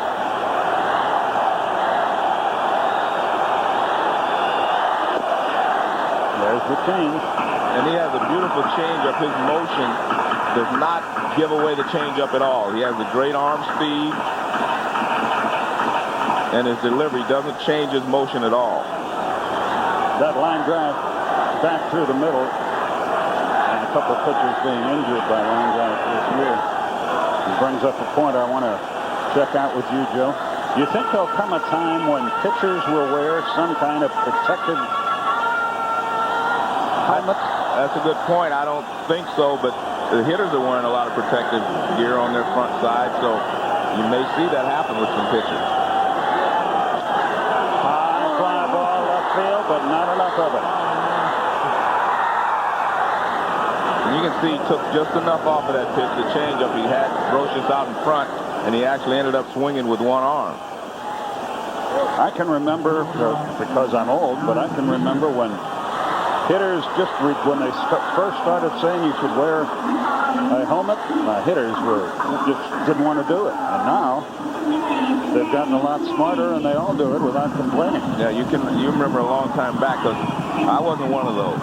When they said wear a helmet, I put it on. But you're right. I remember Pete Rose fought against it. He had a little liner inside of his baseball cap that he wore, and he did not want to wear a helmet until they forced him to.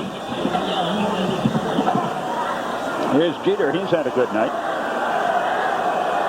That's no surprise.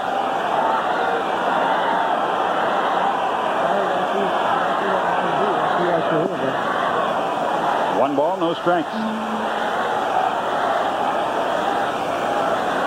3-3-0 for Oakland, 0-4-0 for New York.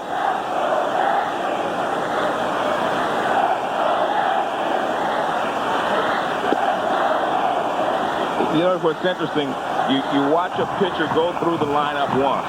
He pitched a certain way and got them out. Now you go through the lineup a second time.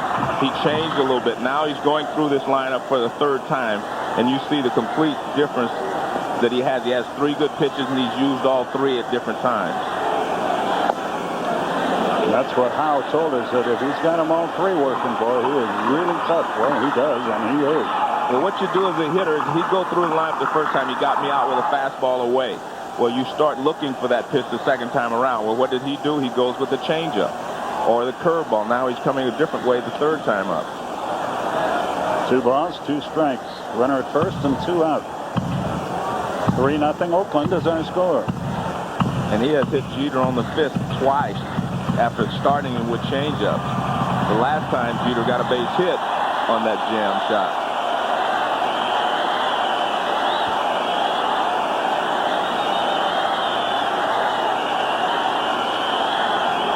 Zito gets ready.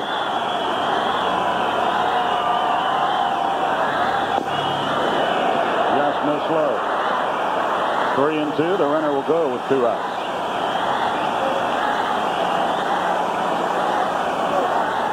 This is one time, maybe the only time, you can be sure Oakland will send a runner. 3-2 with 2 outs.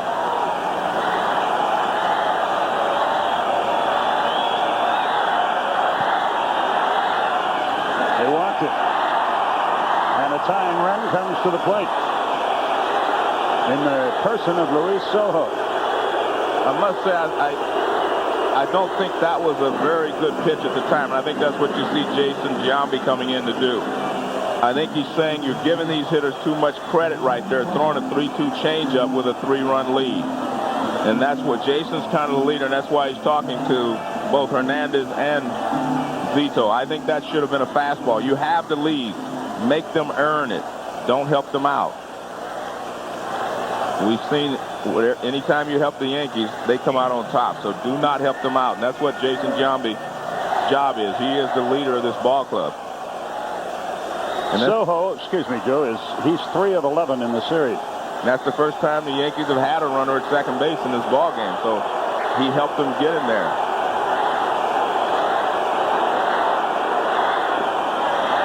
Well, see, all of a sudden, I don't like the fact that he's fallen in love with his changeup. There are certain hitters in this lineup, yes, you throw the changeup like Grotius. There's certain hitters you try to keep off balance like Glenn Allen Hill. But you have to go after some of these guys. You've got a good enough fastball that you don't have to live and die with the changeup.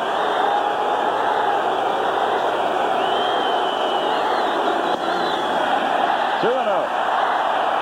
O'Neill is next.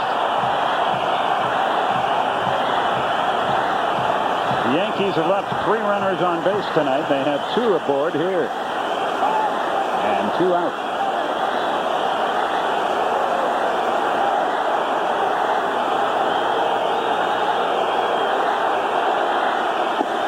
There's your strike.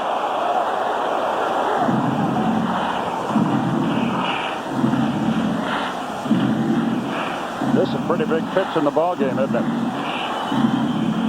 And there you see the numbers for these teams with runners in scoring position. The Yankees pretty good, 8 for 27. And this is the first time they've had one in scoring position tonight.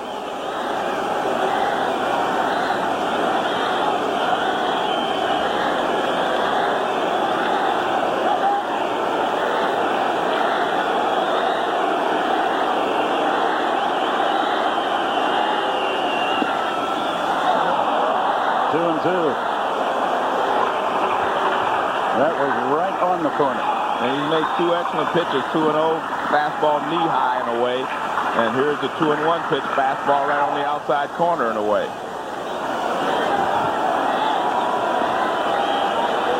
He might have gotten a break on that pitch. 2-2. Good end the inning. And does. So nothing doing the 5th for New York. They mount a threat, but come up empty. At the end of 5, Oakland leads it 3-0.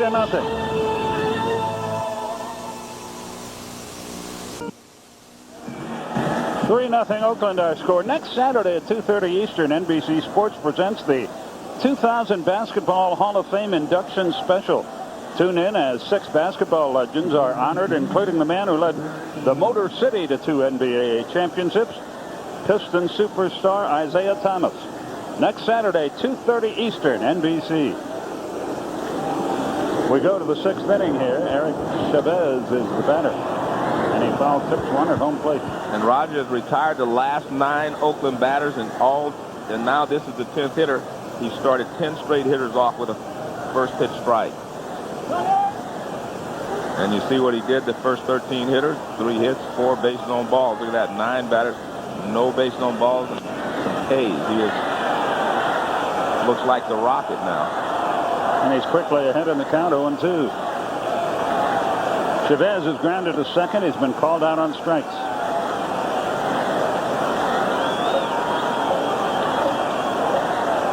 We are in the 6th inning.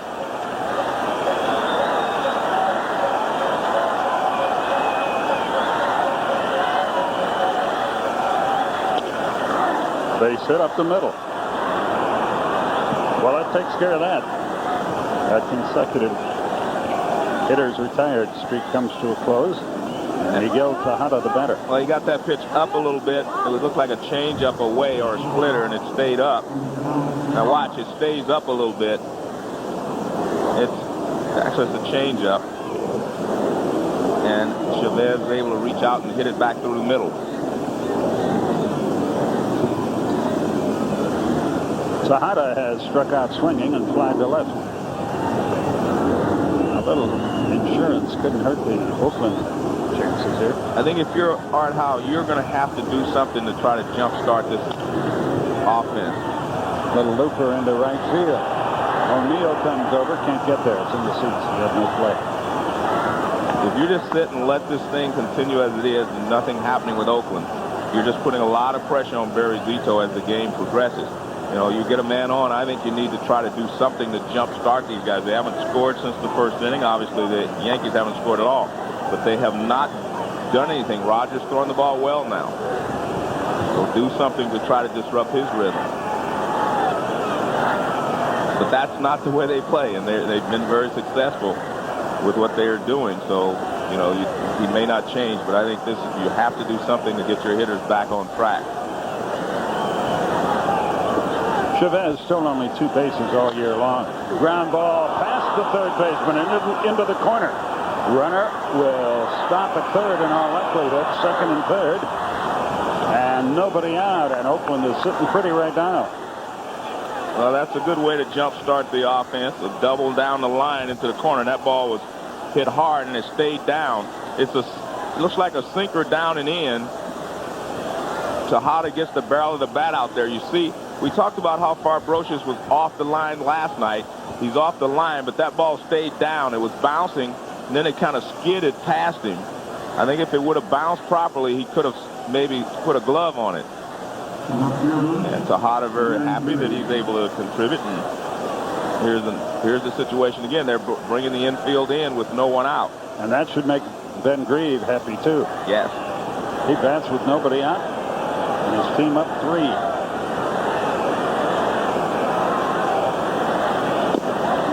One ball, no strikes. One of the theories in baseball is that when you play the infield in against a good hitter, you make a 300 hitter into a 350 hitter. And especially a good hitter like Grieve, but Rogers going to try to make sure he keeps the ball down and moving away from Grieve as he did there. When you're a hitter in this position, you have to try to get the ball in the air. You try to lift it. Base hit through the drawn-in infield. 1 run is in. Another runner is going to try. Here's the throw to the plate. He is safe, and it's 5-0. And that's why you do not like to play the infield in. When you play the infield in, any ball that's hit sharply is going into the outfield. If you take a look here, this ball is not hit in the hole, but because they're playing so shallow, you can't move. 9 outs in a row, and suddenly 3 hits in a row. See right there, that ball is hit right straight away second base, where the second base will be normally playing. But because you're in, the ball gets by you, and O'Neill's throw not in time. And these are 2 very big runs for the Oakland A's. And then all of a sudden, you know, Roger had retired 9 straight hitters, and you look up here and they put 2 runs on the board. 5-0, and still no one out in the inning.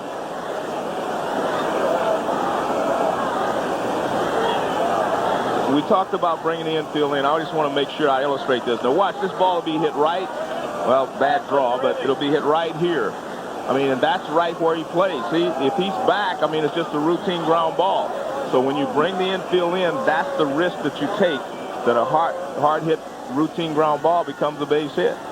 But down 3 already, they really had no choice. They had no choice. You have to play the infield in. You're already down 3, and Barry Zito doesn't look like he's going to weaken, so you have to do whatever you can do to keep yourself in the ball game. Here comes Joe Torre. Activity is in the bullpen. Mike Stanton up and close.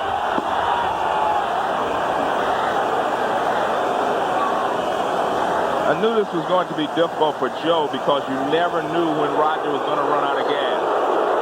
You never knew, and he was actually throwing well, but all of a sudden he's given up 2. So pitching change is upcoming, and we'll be back right after this. Oakland has increased its lead. Tonight on NBC, watch Deadline, the drama starring Oliver Platt as a star journalist who goes beyond the headlines to right the wrongs.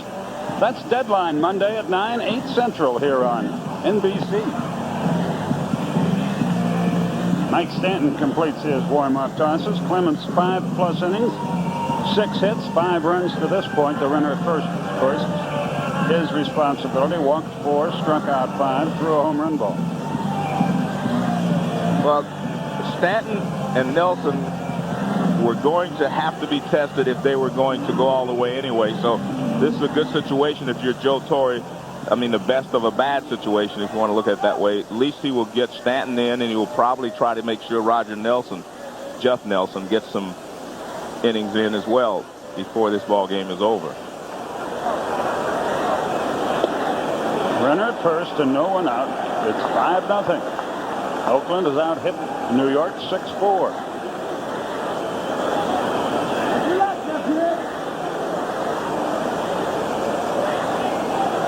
As you know, Oakland faces elimination tonight, but right now that doesn't seem an option. Now there we go. At least they tried something there. They were trying to bunt the runner over. But it didn't work out, and it's 0-2. And it's funny because I said this before, and I'll repeat it again. Art Howe is really a National League type manager, but he's managing in the American League, so he's basically adjusted that way. Art was a teammate of mine for a couple of years in Houston, and he liked to do things, liked to hit and run. He liked to make things happen. I mean, that's the way he liked to play the game. I hit in front of him a lot, and he would put a hit and run on. I mean, that's the way he likes to play. But he's adjusted his theories to what he has here in Oakland, and he says that they really like to swing the bat. They're a patient group, so they will get some walks, but they're just not a group that likes to hit and run and have runners in motion.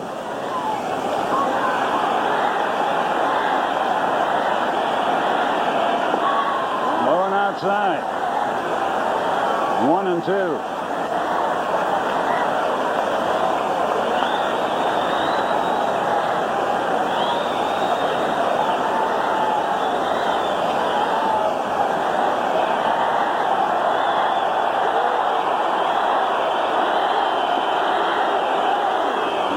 Bayani just hit a home run, and the Mets beat the Giants 3-2 in 13 innings. Now that's the big cheer that you hear from half the Bronx crowd. The other half are booing. There you see the final score, 3-2, and Atlanta lost to St. Louis. So you played with Art Howe. I broadcast when Joe Torre was managing in Atlanta, as you know, Joe. And when he was with the Mets prior to that, as a player, he once hit into 4 double plays in a game. Man. And after the game, the writers came to him and asked him about it. And Joe said, well, I couldn't have done it without Felix Millan. Felix Millan was 4 for 4 to give me a shot. 3-2 the count. That ball is ripped, and that's into the corner. Grieve around second, racing for third. They hold him to a single, but problems still plague New York. First and third, and still nobody out. Well, Mike Stanton gets a fastball down and in. Watch where this pitch is. This is definitely where you do not want to pitch a left-handed hitter, down and in, because for some reason left-handers are always able to get the barrel of the bat out there on that fastball down and in. You will never find a left-handed hitter that can't hit that ball or doesn't like the ball down and in. Looks like Jeff Tam, if I'm not mistaken, has come out to run. No, it's Ryan Christensen, excuse me. He's pinch running at first base. He'll stay in the game for defensive purposes.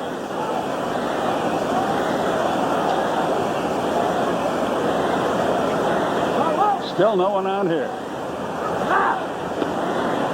Infield plays back at short and second and a third. Of course, you hold the runner on at first. Well, what Joe's trying to do now is just stay away from a real huge inning.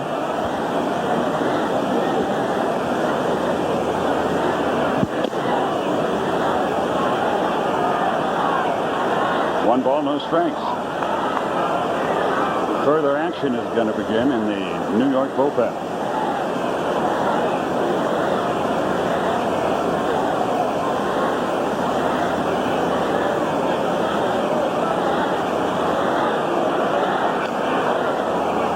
We talked to Joe Torre yesterday, and he told us that he might send Andy Pettit up ahead to Oakland because he would be the Game 5 starter and he wouldn't have to fly there after the game tonight.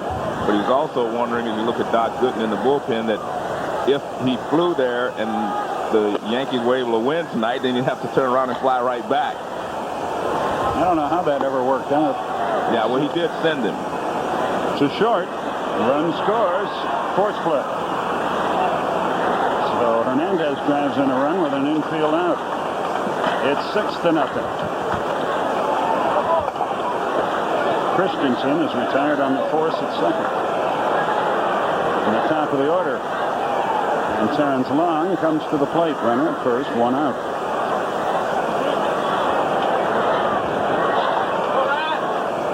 When we talked to Art Howe today, he also told me, he said, Joe, we're going to have to fly back to Oakland anyway. We might as well have company, and we might as well make it the New York Yankees. And that was his take on today's ballgame. He said, I'm going anyway.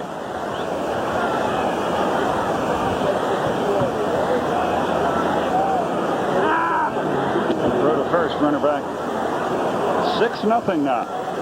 This is the quietest Yankee Stadium has been in 2 nights.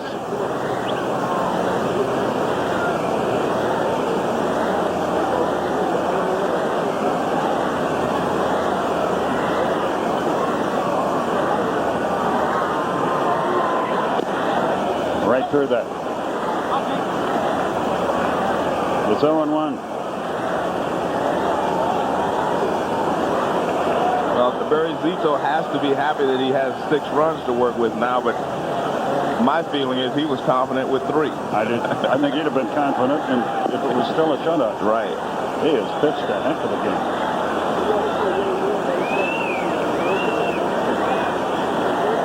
And this is where our mutual friend Don Sutton would be saying, just throw fastballs away, make him hit it to the long part of the park, and you're in business. Well, you should see him go back to using his fastball in the bottom of the inning because he used a lot of changeups last inning. He has a chance now to go back to his fastball. A little dribbler toward first. The only players to first. Renner in scoring position with 2 out.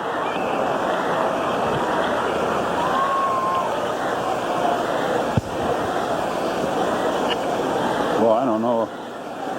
Long hasn't been tested in center field, but the way he's running, he's very fortunate, and the A's are very fortunate. This is a 6-0 ball game. Well, you're right. He has not had to chase down any fly balls or even cut off anything in the gap. So they have been fortunate. But again, Barry Zito has been the story. And you may see Art Howe take him out of the ball game. I don't know. You see Giambi talking to him. And Jason is the leader of this ball club, and I like that. He's going to find out if he's okay. And he was the one that went to the mound when Zito threw a 3-2 changeup with a 3-run lead. He's the guy that's going to keep this team under control. Outside, 1 ball, no strikes. Velarde, the 7th man to bat in the inning. Oakland 6, New York nothing. And you see Terrence Long, he described his home run so well last night to his teammates. He's telling Thad Bosley, hitting instructor, he just can't rotate on his back leg. Fly ball, well hit center field, but playable. Inning is over. But a big frame for Oakland. They increase the lead to 6-0, and we'll be back at Yankee Stadium.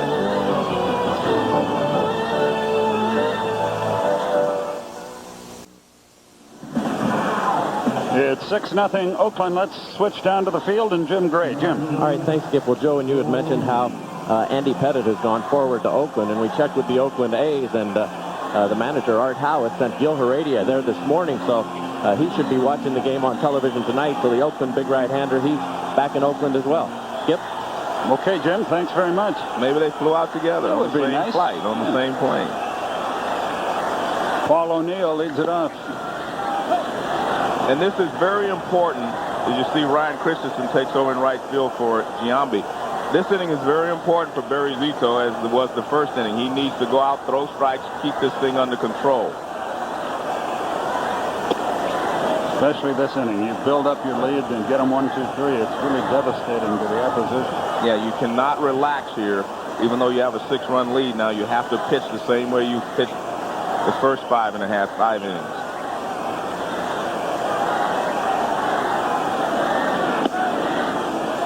on the corner. I'll tell you something else I like here, Skip, and that is the way Ramon Hernandez has worked Barry Zito. By that I mean he has had a good rhythm with him. He has not gone too fast. He has not slowed down. He has a good pace. He's not letting Barry stand out there and think about things. And you see the Yankees trying to slow him down. Bernie Williams and a couple of hitters have taken a long time before getting in the batter's box. Fouled away. It's still 1-2. By the way, Ryan Christensen out of Redlands, California, hit .248 this year. This is really our first look at him.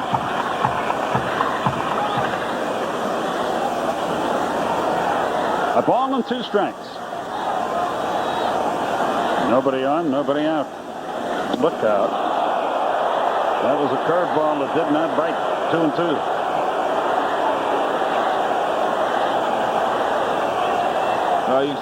You called it correctly. It's a curveball and it breaks late, but that's why it's difficult to stay in there on his curveball, because one breaks sharply. That one didn't break very much at all. Now, if he throws another one and it starts the same spot with a lot of break on it, it's very difficult to stay there. And that's what he does. But 2-2 the count.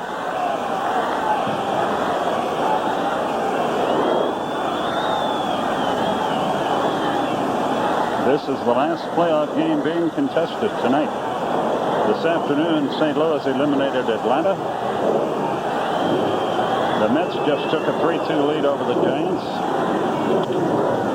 Headed for right field, a diving stop, but no play. Good job by Giambi to get to the ball, but he couldn't keep it in his glove. It'll be a hit, and maybe New York can get something going. Good job by Paul O'Neill. I mean, he's been battling Zito all night because Zito has been very tough. And you see that breaking ball down and away. Paul just reaches out and kind of pokes it in the right field, but he gets the job done. He finds a hole on the right side. Giambi dives, but he hits off the heel of his glove. And Paul O'Neill has a single. The Mets they won the game 3-2. They took a 2-1 lead in the series on the Benny Akbayani homer. So the White Sox are out and the Braves are out.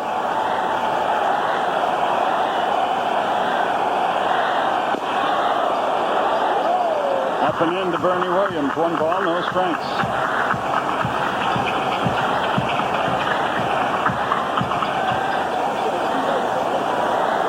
And you can see a conscious effort by Paul O'Neill and Bernie Williams to slow Zito down. Into center field. Christensen comes across and makes the play. That's unusual, but that is because of the injury to Terrence Long. Well, I guess. Yes, and you have to wonder. Christensen's a very good. He played center field for this ball club before Terrence Long came there, so Christensen can play. You see Long working hard to get there, and Christensen flying across, and Christensen gets there and makes the play.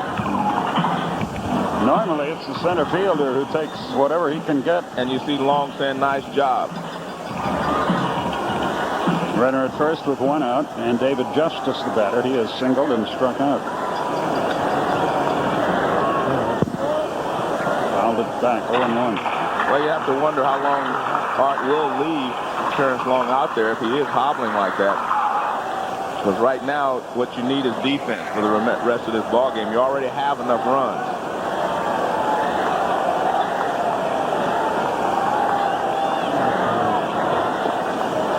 There's that nasty curveball. 0-2. And again, Justice takes his time. He walks away, takes a couple of practice swings. I really believe the Yankees feel like Zito was getting in a rhythm, and they're just trying to take him out of that rhythm. They're trying to slow him down. And that's a good strategy. I think that's smart. Hot shot, right field, base hit. First and second, 1 out.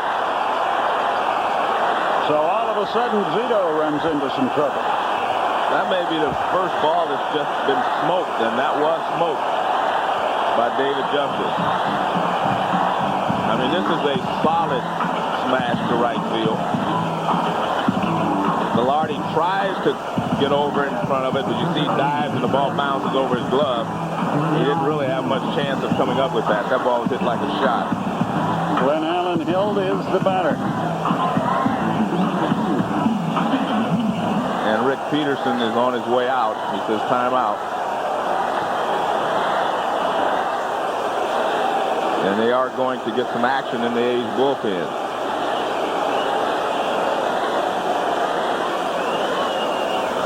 Jim Nasir is going to start throwing.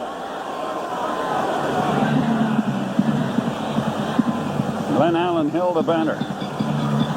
6-0 Oakland. But the Yankees have mounted their first real threat of the night.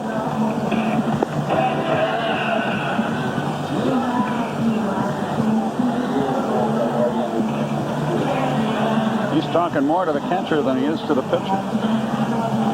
That happens quite often.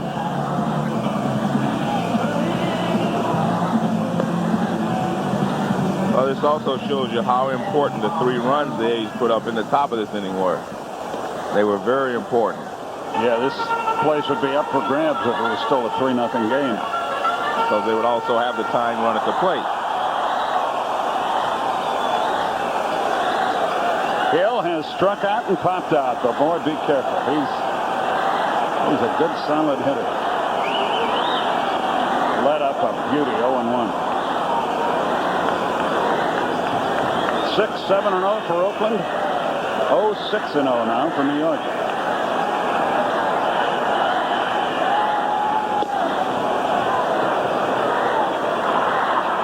Must have been more. That looked like a pretty good pitch. The Oakland A's motto there is that they are young and they can play.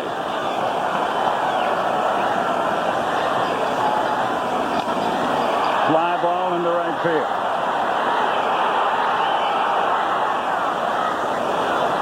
Two out. And I think the motto, it should be, they are young and they can pitch. These young guys, I mean, watching Tim Hudson yesterday and now watching Barry Zito, you get the feeling that the A's are going to be around for a long time when you have young pitchers like that. And they got a couple of guys in the minor leagues that they feel is going to be almost as good.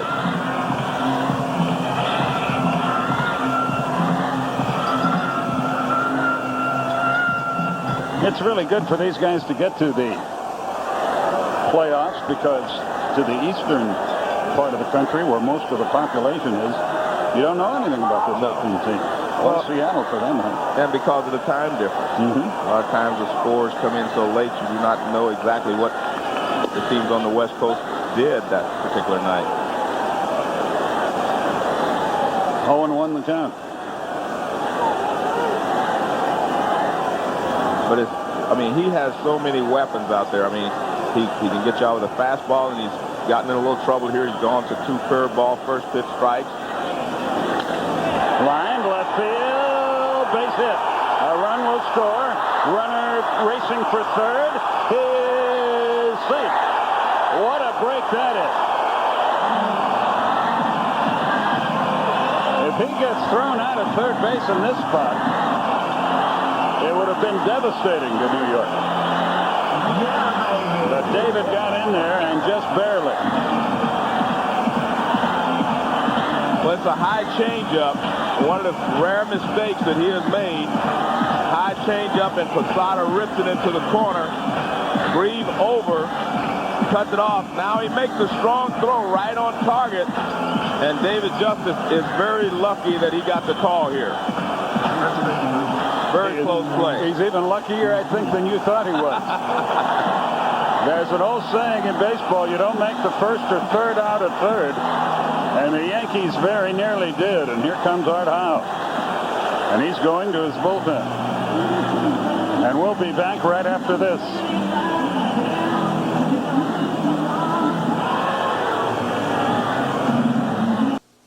This copyrighted telecast is presented by authority of the Commissioner of Baseball and may not be reproduced or retransmitted in any form, and the accounts and descriptions of this game may not be disseminated without express written consent. 6-1 Oakland in the bottom of the 6th inning, and here's David Justice trying for third, and he is very lucky. We always talk about baseball being a game of inches. Watch this. He is safe by about 3 inches right there. as the tag is applied by Chavez just a split second late. If that throw isn't a high hop to third base, he's probably out. Barry Zito did a great job. He did exactly what Art Howe wanted him to do. Jim Messier faces the left-hand hitter, Tino Martinez. And you would wonder why he takes him out against his left-hander, even though Zito had gotten tagged a little bit. The reason is Messier throws a screwball as he threw there, and that makes him very effective against left-handed hitters. 0-1 the count. Down and in, evens at 1-1. 6-1 our score. The A's lead the Yankees. And this is a big at bat. I mean, if you can get back to a 6-3 ball game or closer with 9 outs to go, you're still in pretty good shape if you're the Yankees and you're the home team. You have some big bats on the bench. There's Jose Canseco. He's starting to loosen up.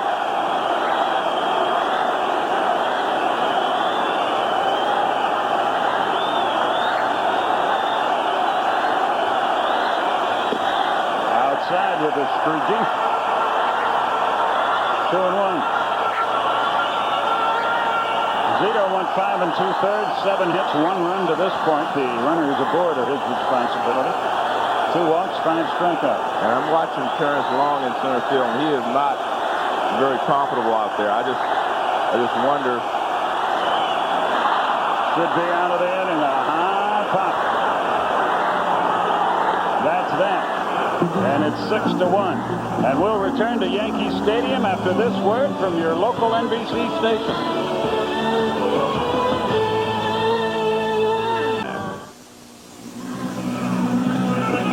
Okay, here we go to the 7th inning. It's 6-1 Oakland. The Yankees had a shot, but got only 1 run out of all that. And now time for our March 1st game summary.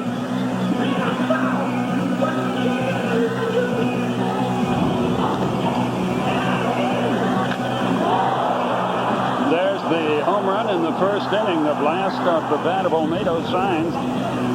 And that's really the big hit of the game. And here's Graves' 2-run single with the infield drawn in just a couple of innings ago. And now we sit at 6-1. And Randy Choate comes into the game. He was 0-1 in limited time of the Yankees. Pitched only 17 innings this year. Was 2-0 with a 2.04 at Columbus in Triple-A baseball. And his job now is to get the Oakland A's out.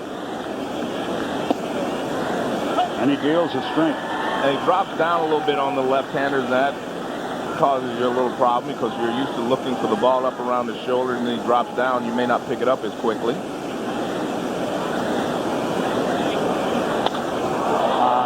Fly ball, center field. That'll be easy.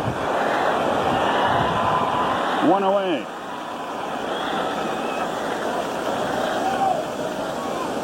By the way, Stanton worked an inning, allowed a hit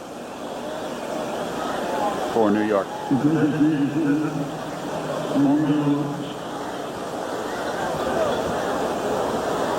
Here's one, probably the big hero for Oakland in this game, Orlando Signs.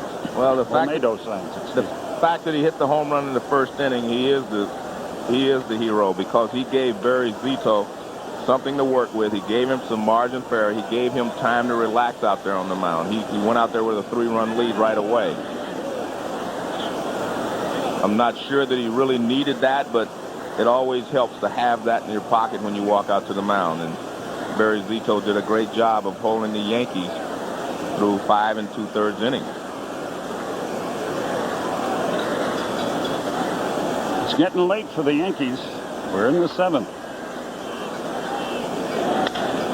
He broke his bat on that one. Can Soho get there? Indeed he can. 2 out.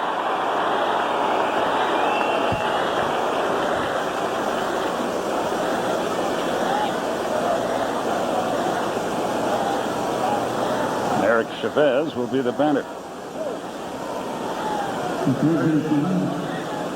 In the background, you can hear the dulcet tones of Bob Shepard, the longtime public address man here in New York. Oh, he's seen a lot of great players in his time. 2 out, no one on.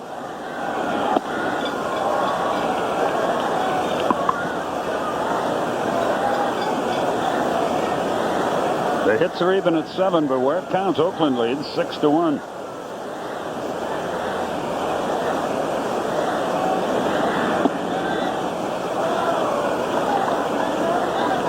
Two and 0. The one thing the A's would like to do, Jason Isringhausen is their closer, so they need 6 outs to get to him in the 9th inning. But I'm not so sure that Art would want to do what Joe Torre did last night and bring him in to get 6 outs. He sidearmed him, but it didn't work out too well. Home run. No, he called it foul ball. Oh, man. It's my mistake. I apologize. From this angle, it looks fair, but this angle doesn't count. Well, the umpire does a good job of going down there. If the ball is always in sight, obviously it's a foul ball. That means it went in front of the pole, and we could always see it there, so the umpire made the right call. Air carry. Not my first. 2-1 the count. Schultz out of San Antonio, Texas, went to Florida State.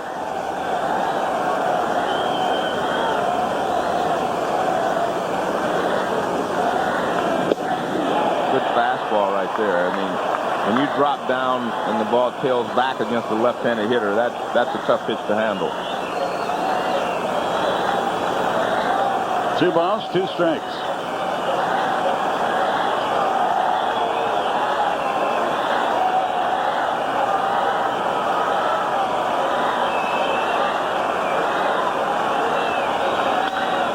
Lined the other way, and that's a foul ball. Before the game, we were talking about the fact that the A's 4, 5, and 6 hitters had not driven in did not have an RBI before the ball game. They are now 4 out of 10 tonight, and Olmedo Signs hit the 3-run homer in the first inning. Got them started. There you see the middle of the order. They were first 3 games 3 for 34. 2 balls, 2 strikes.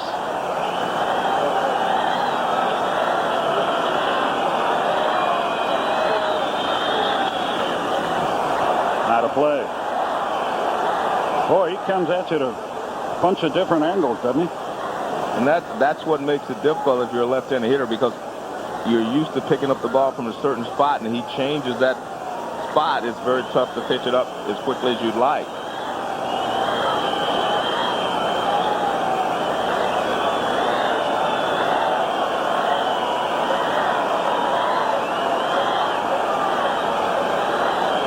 Another 2-2.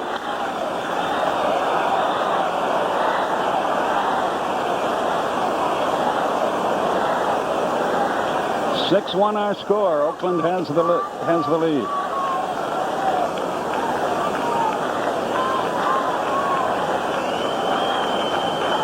What a difference a day makes. A lot of the New York papers were saying that the A's were overmatched, that they were afraid, that they were, intimidated by Yankee Stadium.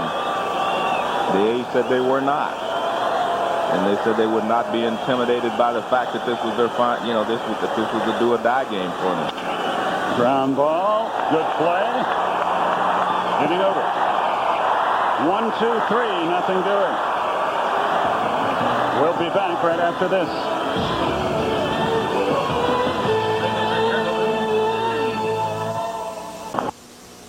NBC's coverage of tonight's Division Series is brought to you by Hyundai. Every Hyundai is backed by America's best warranty with 10 years powertrain coverage. By Frost Brewed Coors Light, who reminds you the 3 most important words are, "Hey, beer man." And by Sun America, the retirement specialist.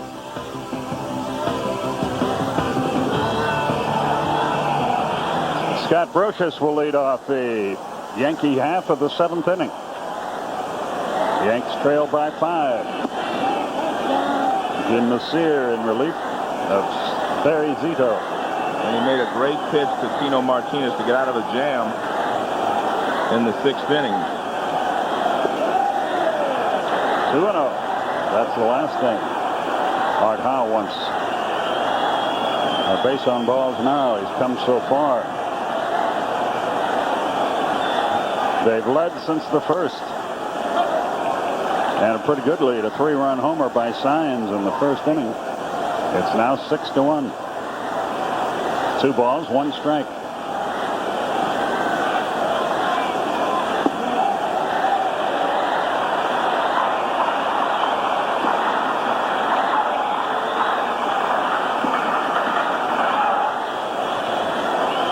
Brocious, Jeter, and Soho do.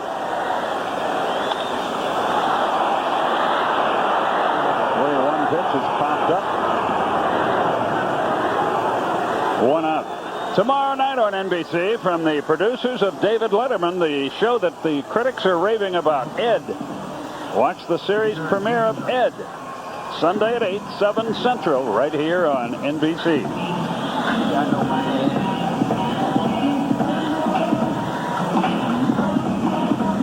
That's the show about the bowling lane lawyer. We still don't know what that's about. But we'll find out tomorrow night.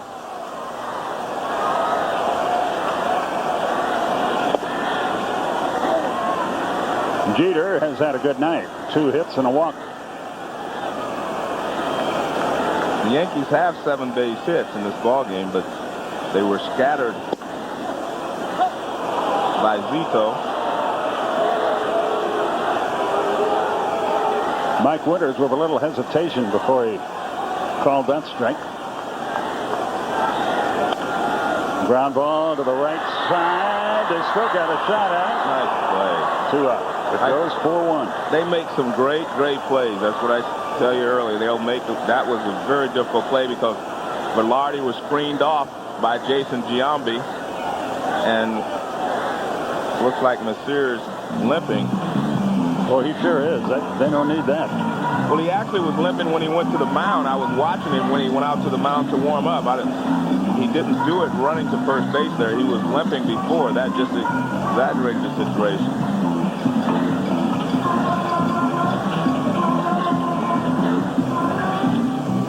Now watch this play. Now, right here, Jason Giambi dives. Velarde screened off, makes the play. Now look how difficult a play he had to make.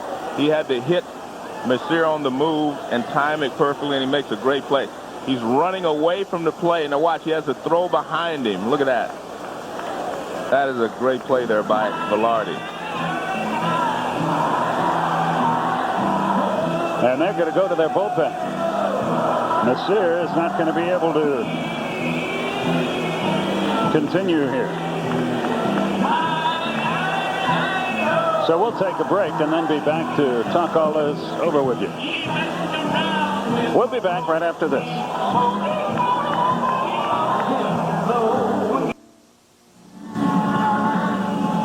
Mike Magnanti on to pitch for Oakland, and he, of course, gets as long as he wishes to warm up here because he came on due to an injury as a youngster. Jim Messier suffered from club feet, and one leg is a little bit longer than the other. I don't know if that had anything to do with this injury or not, but we do know that he is out of the ball game, and you see this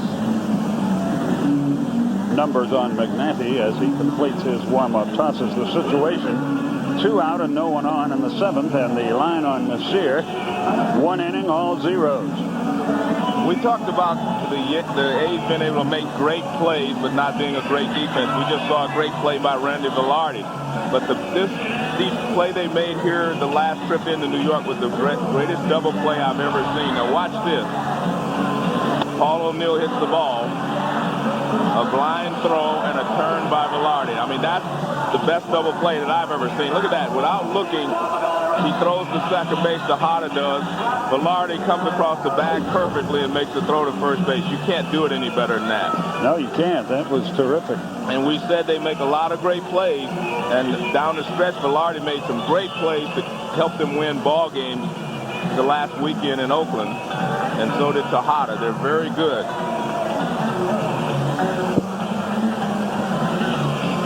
Jim Gray is down on the field. Let's go to him. Jim, what do you got? Well, Skip, back in the locker room, Jim Messere has a patella tendonitis in his left leg, and we just spoke to the trainers from the Oakland A's. It's been an existing condition, and he just pulled it a little bit, and he had to come out of the game. They're hopeful that he will be able to return to the series. Obviously done for tonight, but this is a condition that he has had and has been able to deal with. Just hurt himself running over there to first base, and they expect him to be able to pitch again as soon as possible. There's a great play again by Velarde. But I noticed when he was warming up before the inning, in between innings, that he was limping. He limped out to the mound, and he threw a couple of pitches, and it was bothering him when he went out there. And that just really running to first base just made it hurt all the more. We got plenty of time here, so we can tell you the Cardinals eliminated Atlanta today. The final score was 7-1. And the Mets defeated the Giants to take a 2-1 lead in that series, 3-2. And McNanty is about ready to go here, and he will face Soho when it's time. Well, what do you think of this game to this point? Not many surprises, Joe, huh? Well, I'm not surprised because I saw Barry Zito pitch earlier, and I knew that he would give them a good effort, as did Tim Hudson last night. You just didn't know what they were going to throw back in return. Last night, El Duque pitched a great ball game to be able to beat Tim Hudson. And the Rocket has been in this situation before. The Rocket has won a lot of big games, so he could have come out and did the same thing. He could have come out and beat Barry Zito today. So you had two good matchups yesterday, two good pitchers going yesterday. You had two good pitchers going today. And now we're ready to go. And Soho stands in. Tonight he has hit into a double play. He has flied to right, and he has hit into a force split. He is 3 out of 12 in the series.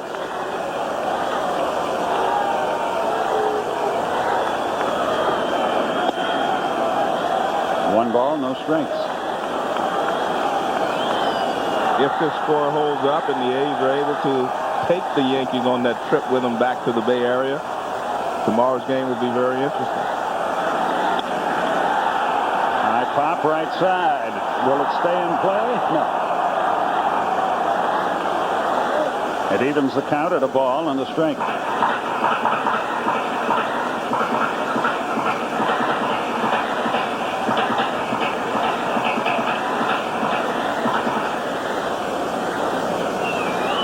In case you wonder, if the ball is hit, foul ball is hit in the field of play over near the stands and a fan interferes, that is interference.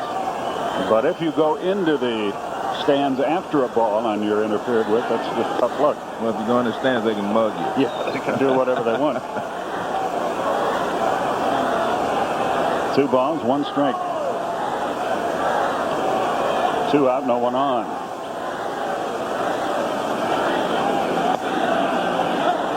2-2.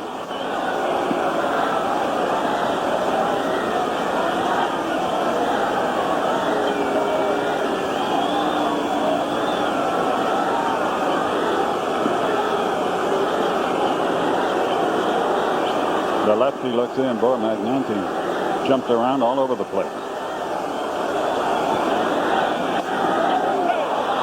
And after all those warm-up tosses, he blows them away. 1, 2, 3, nothing doing. 7 innings have elapsed. It's 6-1 Oakland.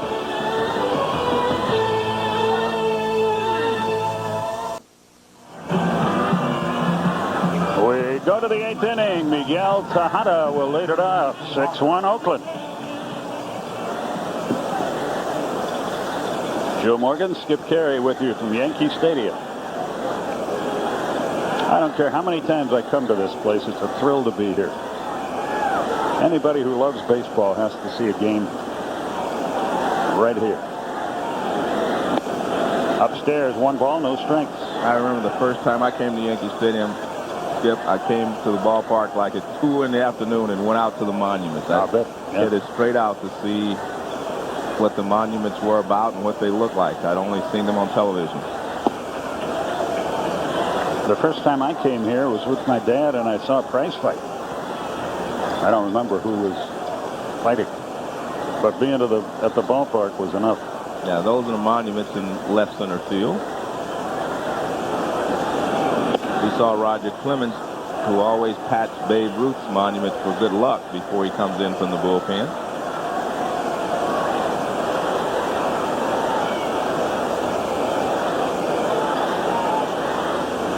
3-0 the count.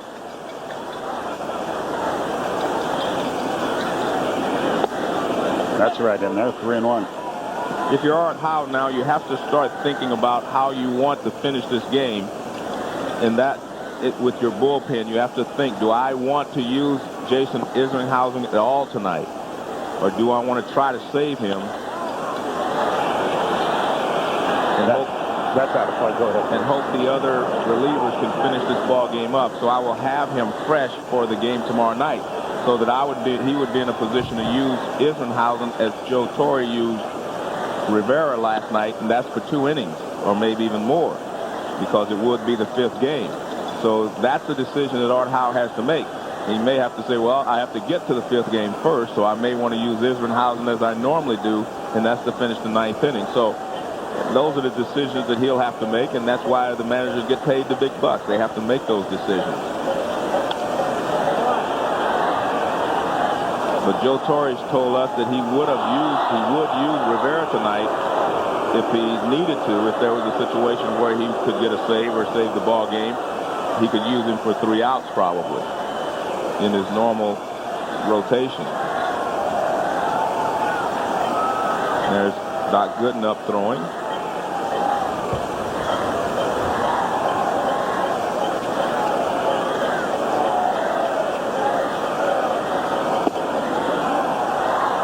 Not a good start. Schultz walks Tejada.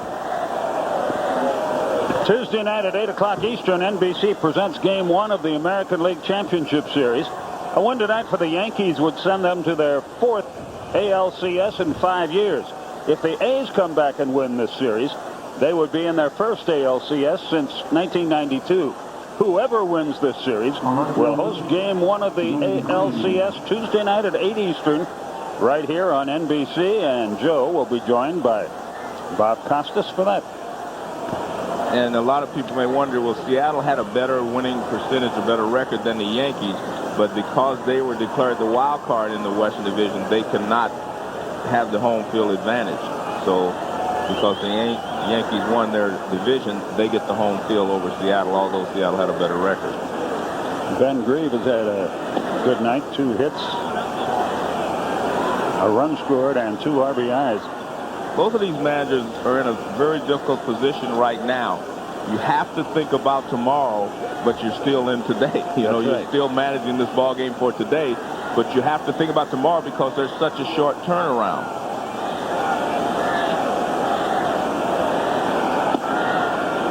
A little bit inside. That didn't miss by much. 2-0. We're about to that point where the Yankee wives are calling the clubhouse and saying, honey, don't forget to bring home some sourdough bread.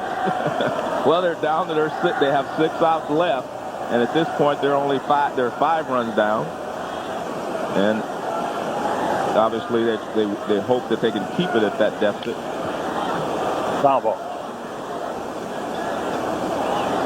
2-1. That ball was sharply hit.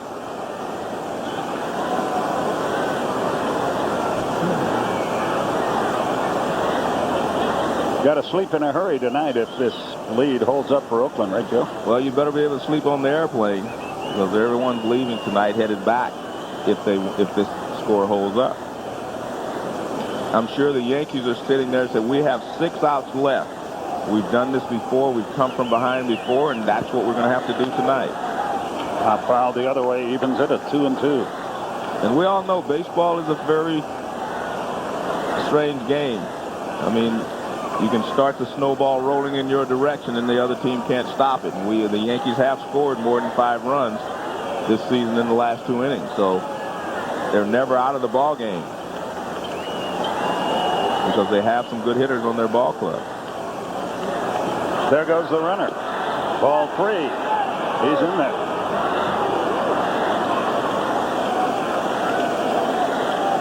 The young pitcher didn't pay any attention at all. Well, he never stopped Tejada, and Tejada just had a walking lead and kept going, and there's no chance to get him at second base. So now a payoff pitch to Grieve. And an insurance run at second with nobody out.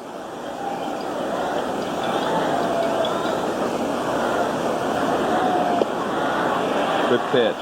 There's somebody out now. And here's a look at Ryan Christensen. And here comes Joe Torre. He's got Gooden in the bullpen. And he's going to his pen. And we'll be back right after this.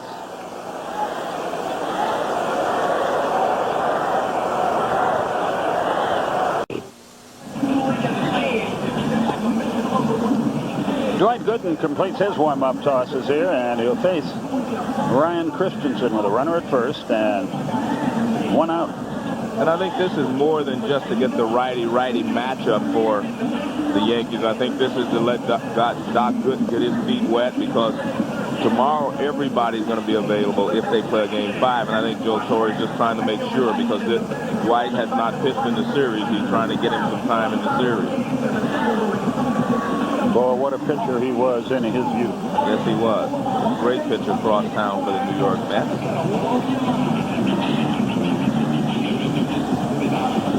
6-7-0 for Oakland, 1-7-0 for New York. Schultz went an inning and a third, allowed no hits, no runs to this part, though the runner at second is his responsibility. He walked one and struck one out.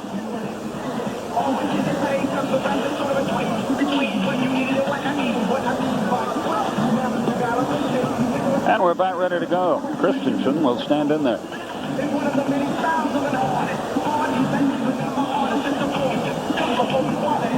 Looking ahead to the bottom half of the inning. O'Neill, Williams, and Justice, the scheduled hitters for the Yankees, the heart of their order. Well, they found space for a few more people tonight. Yeah, 56,915. Last night there were 56,606. Strike call. Gooden starts out with a strike.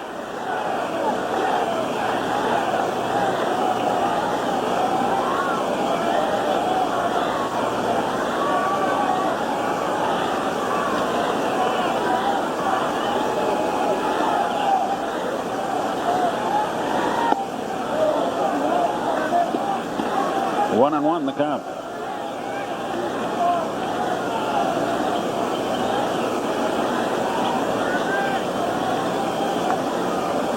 Still 6-1 Oakland.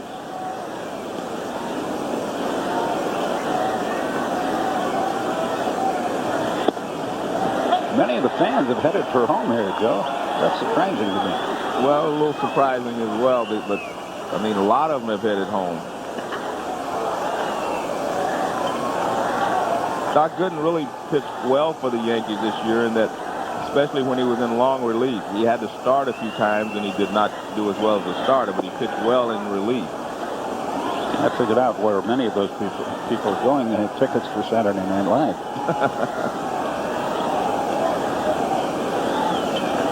Which comes up after the late local news.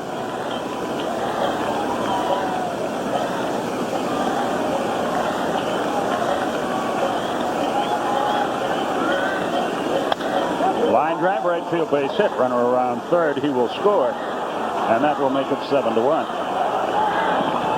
And that run is charged to Schultz.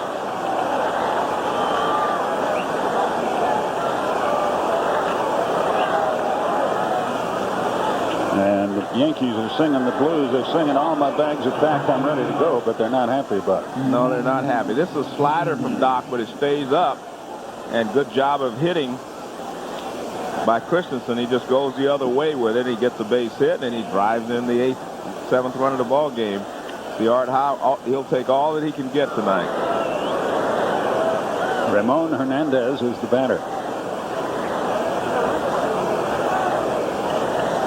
We asked Art Howe before the game if I think you asked him if his plane was going to stop in Kansas on the way back, and he said, no, that's not going to happen.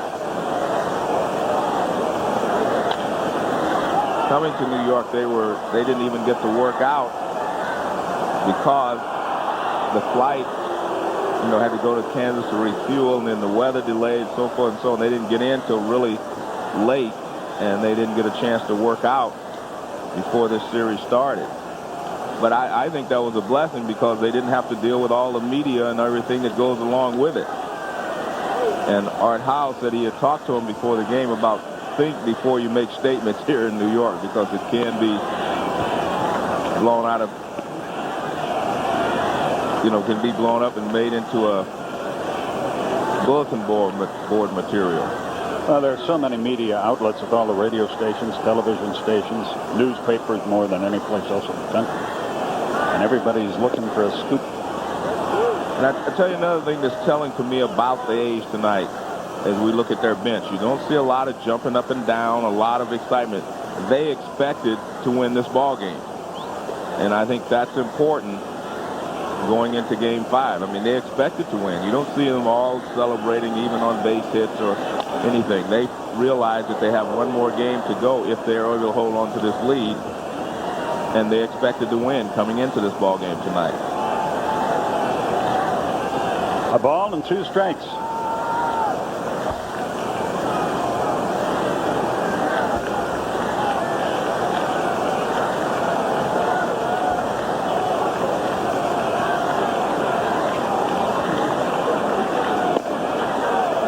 Almost hit him. 2-2.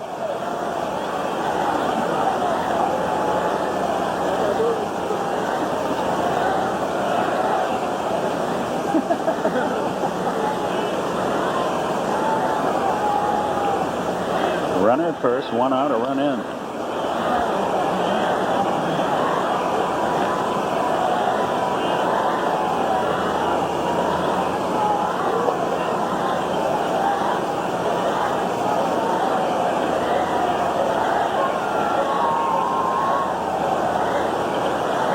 Oakland has out hit the Yankees 8-7.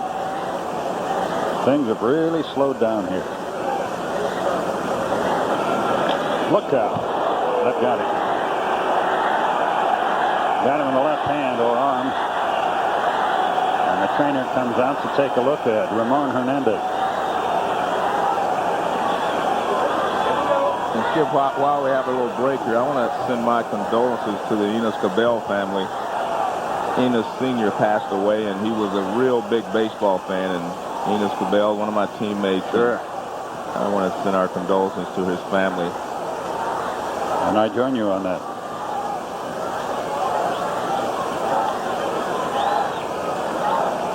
Let's take a look. He almost hit him a couple of pitches earlier, as you mentioned, but this is a fastball that tails in, and he can't get out of the way, and it looked like it hit him on the back of the hand. And it did. It hit him right on the back of his left hand. Here's Terrence Long. Long 0 for 3 with a walk on the night.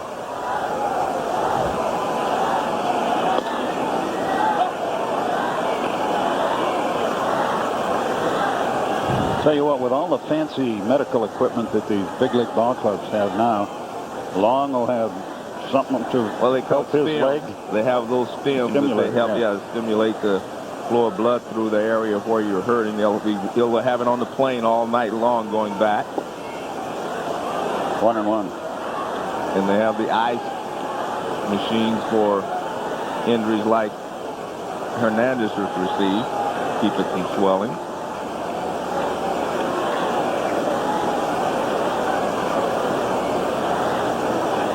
One on one, the count. But he's a catcher. Catchers are used to getting hit, used to taking foul tips. Yeah, you start hurting in March, and to get to the playoffs, it's October before you quit. 1-1, 1-2 make it, excuse me.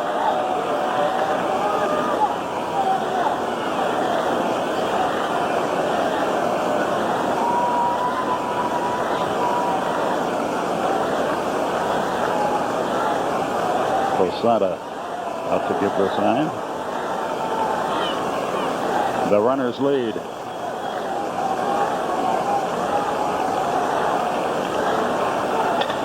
Broken bat grounder up the middle. That should be a double play. Can't run at all. 4-6-3 and out, and he wisely didn't screen trying to run it out there. A run scores on 1 hit, bottom of the 8th, and it's now 7-1.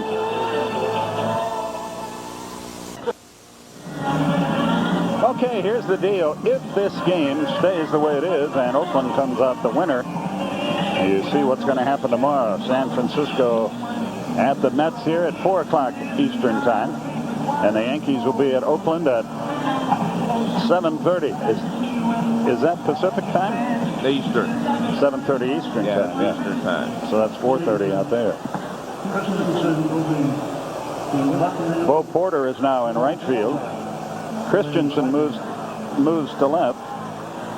And the guy who probably needs help the most stays in center. Long. I mean, he's a fine outfielder, but he's not a fine outfielder tonight because of his leg broke.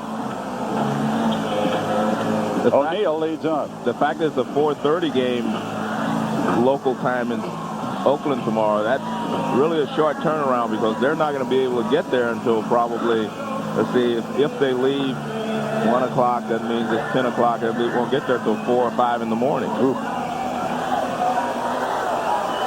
O'Neill stands in there. Mike Magnanti goes to work and deals a strike at 0-1. And like all good managers, Art Howe is looking for an edge. He said if we can get it to game 5, we have younger players. It's not as hard on them flying across country as it is the older players on the Yankees. There's a drive, deep right field. Porter into the corner. And he makes the play. 1 out. That's out of our line of sight. And there's a time where having the umpire down the right field line was helpful. Well, we get a look at it from this angle. As you see Porter go into the corner, he makes the catch. Actually, it's a fair ball. And he makes the catch. Bernie Williams is the batter. Let's go to Jim Gray down on the field. Jim. All right, Skip, thank you. I just spoke to the head trainer for the Oakland A's, Larry Davis, and he's going to have a busy flight going back tonight. Terrence Long, he said, just wants to stay in the ball game, feeling pretty good, but they're going to compress his leg in ice, his knee, throughout the entire flight. They'll put it on him for about an hour, then they'll take it off, and then they'll put it on. He said over the 5-hour trip, they'll probably have a compressor on for about 3 hours. They expect that he'll be okay and fine for tomorrow should the score hold up. Ramon Hernandez said he just got nicked on his left hand, his catching hand. He says he's used to it. He's gotten hit by a bat there a couple times this year and got hit by the ball when he's been at bat a couple of times. He says he's just going to have to live with it. Fortunately, he said it's not his throwing hand. He should be fine as well for tomorrow. And Jim Messier is back right now getting some treatment with that tendonitis in his patella tendon, and they expect that he'll be able to go too. But he said, as for me, I hope all the guys get a lot of sleep. But Larry Davis said, I don't expect much sleep at all. Jim? Okay, thanks. I'm trying to figure out how Terrence Long is going to get any sleep with ice on his leg and back and forth. He'll be watching the movie. 0-2 the count.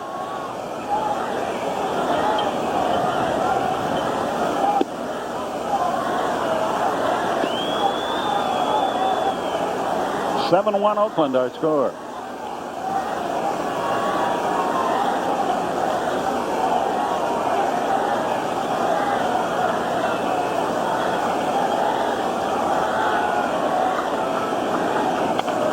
Well hit into center field, but playable.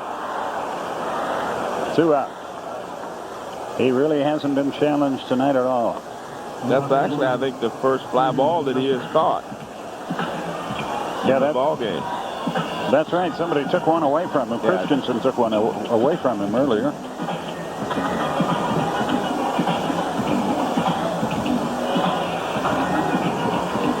David Justice hits with 2 out, nobody on.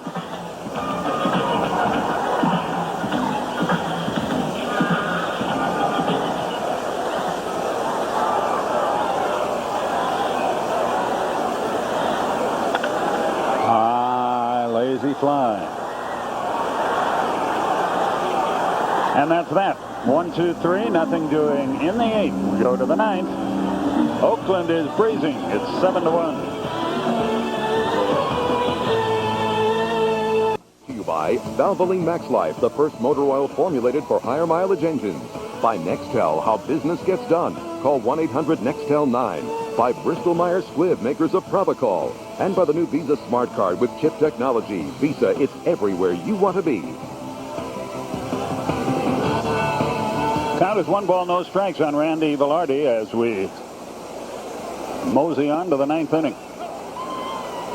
And the Yankees are 2-time defending world champions, and it looks like they're going to be facing an elimination game tomorrow. I don't think they've had an elimination game in the last few years. I think in 1995 they did. That's a double. And that's the way the 9th inning starts. By the way, don't forget, after your late local news, the debut of Saturday Night Live will come your way. Rob Lowe, the guest host. And let me correct myself, Skip. In 1997, they faced the Cleveland Indians in Game 5, and they lost.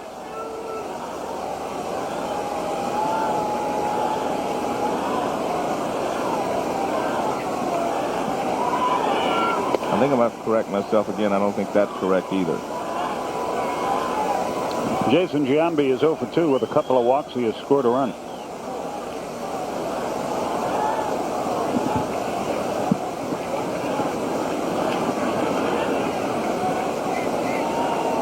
Jose Canseco looks unhappy with not happy that he hasn't gotten to play, but happy that his team is in great shape here.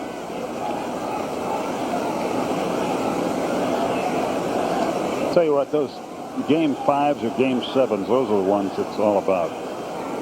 Yeah, I had said before that I felt like the division series should also be 7 games. You know, you play a lot of games and then you come to the end and you go 3 out of 5. I've changed my mind. I think I like 3 out of 5 because you cut to the chase real fast. You know, after the first game, everything gets very serious. If you go to 4 out of 7, then you got to do something because you don't want to play in November. No. I don't think. Well, you'd have to cut the season shorter. And then the players' regular season doesn't want that.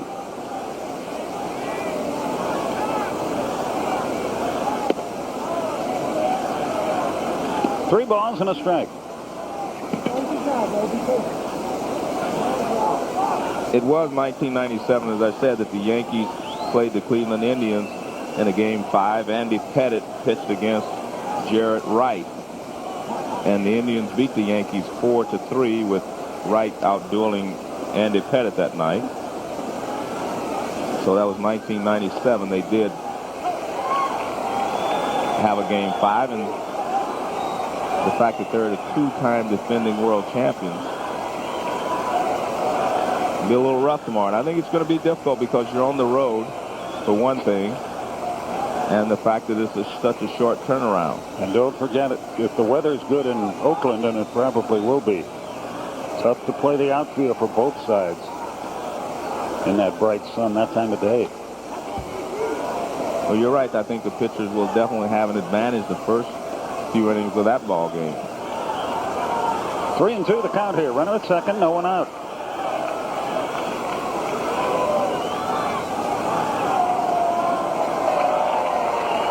Three balls, 2 strikes.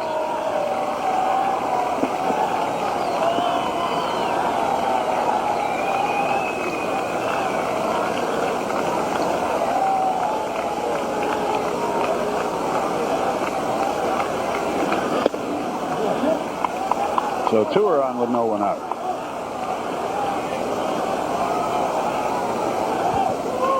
Gooden issues his first walk. And here's the guy that got things off on the right foot if you're an Oakland fan. Olmedo Saenz hit a vicious home run into the left field seats in the first with a couple runners aboard and got him off and winging. First and second, no one out. Will he bunt? Absolutely not.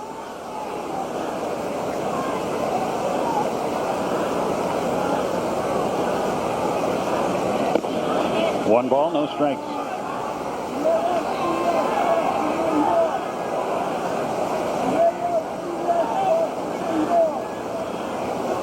Gil Heredia against Andy Pettit tomorrow in Oakland, barring a huge Yankee comeback. And the thing to remember there is that Andy Pettit, like Roger Clemens tonight, will be going on 3 days rest.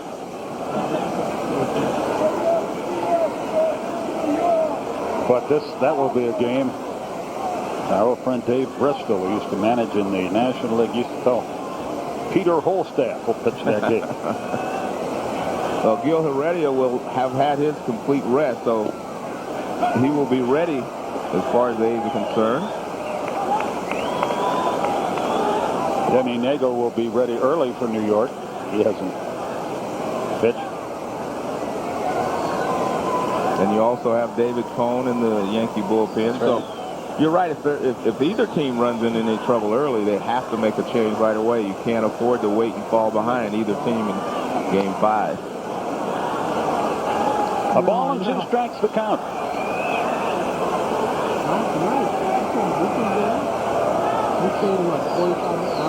Earlier, St. Louis eliminated Atlanta, and the Mets took a 2-1 series lead. In 13 innings, they beat the Giants 3-2.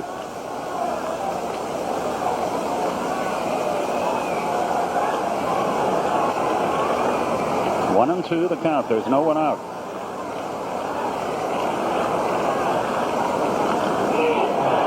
That hit him. And he's hurt.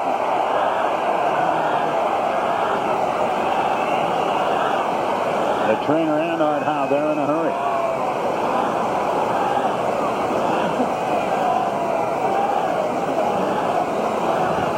That loads the bases, but more important, an outstanding offensive player for Oakland is hurt. And especially with the fact that Andy Pettit will start the game tomorrow, he's the guy that they need. That's the second batter that Gooden has hit.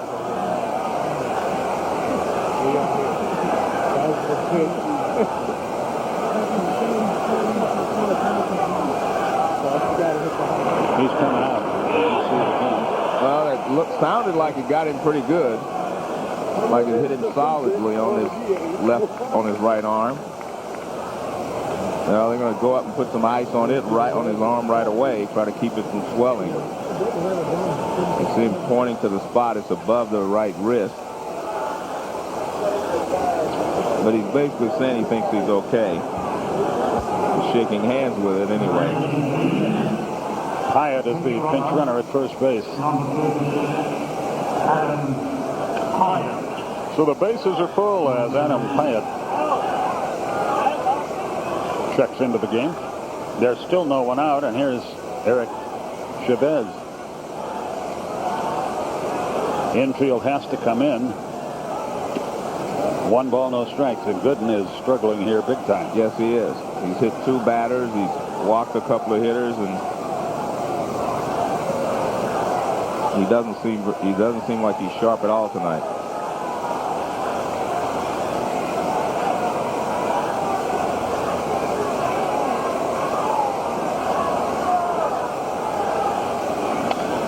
Hot foul backing out of play, but this might be one of those where you take one for the team. Yeah, I don't think Joe wants to use too many people out of the bullpen and not have them ready for him to use tomorrow night.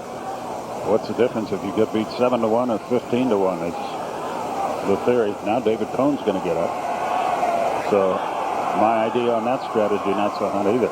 Well, I think he's just getting him up, but I don't think he wants to use him, or will probably. 2-1 the count. Let's go to Jim Gray. Jim. All right, Skip. Larry Davis, the trainer of the A's, walked over and says he feels like he's working for the Raiders, like this is a football team. He says Signs took a shot on the right forearm. He's got a bruise. They'll put some ice on it. They'll ice it on the plane, and they expect he'll be fine for tomorrow. Skip. Okay, thanks, Jim. Line down the right field line. That is a fair ball. 1 in, 2 in. They're going to hold the other runner at third, and it's 9-1. And David Cohn, or rather, Doc Gooden is getting roughed up here big time.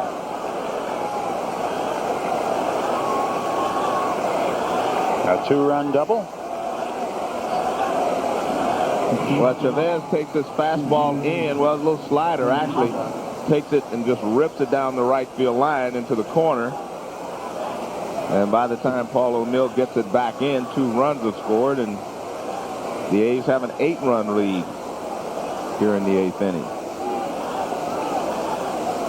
And you and I and Jim are just about the last people left in Yankee Stadium.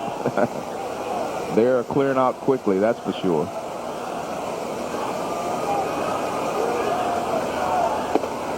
Still nobody out in the inning, and the infield is back. That's sort of a consolation gesture right there.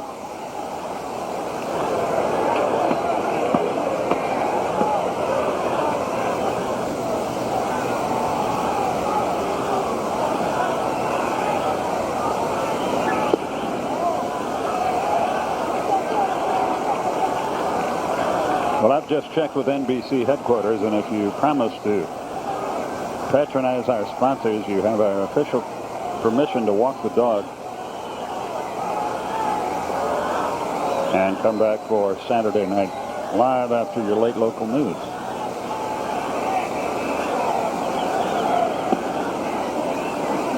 A ball and 2 strikes.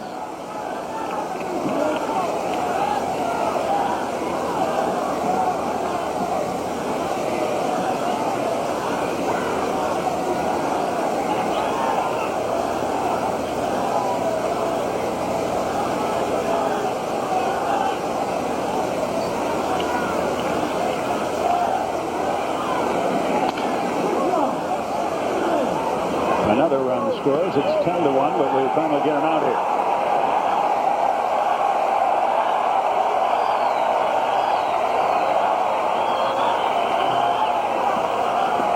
A derisive cheer.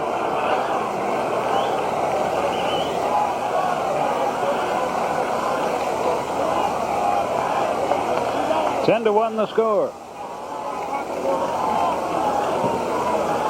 Well, Seattle is glad that there's going to be a game 5, because they will have to use Andy Pettit tomorrow, who has been their best pitcher in the postseason other than Orlando Hernandez. And if Oakland wins, they're using their staff. So, and they're going to go after this long flight. Whoever ends up winning the game tomorrow, if the Yankees win, they'll have to take the long flight back here to start the series against Seattle. The A's will not have to travel, so Seattle is just sitting there waiting. And I don't think they mind that there will be a game 5.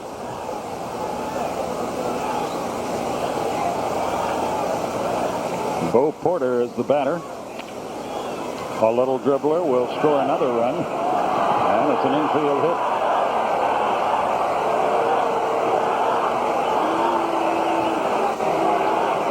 And Christensen will hit.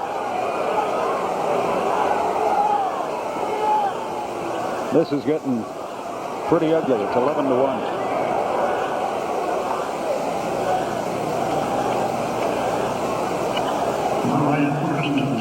Christensen got a base hit on his only trip to the plate.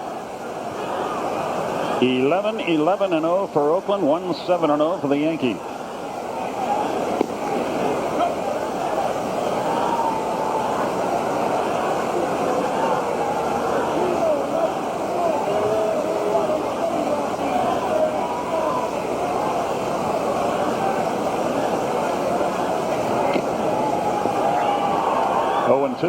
Well, you have to give the Oakland A's a lot of credit. They came into Yankee Stadium and they looked the Yankees right in the eyes, and they've been able to split this series, and they get a chance to go back home for the deciding game. They got it the way they want it now. We don't know what the fates hold, but they've got their shot. They're home. And that's all you can ask for. As a team like Oakland, a young team, all you want is a shot.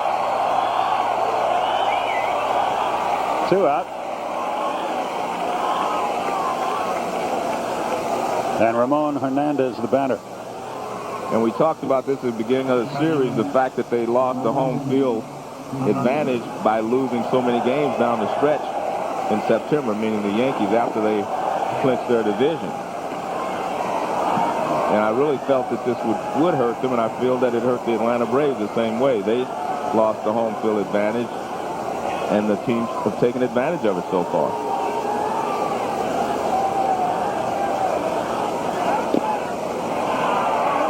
One and one the count.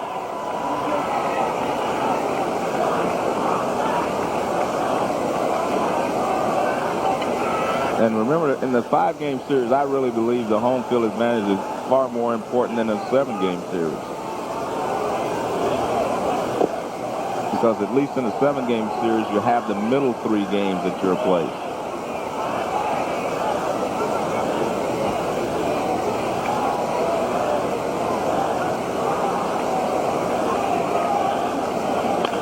Fly ball foul.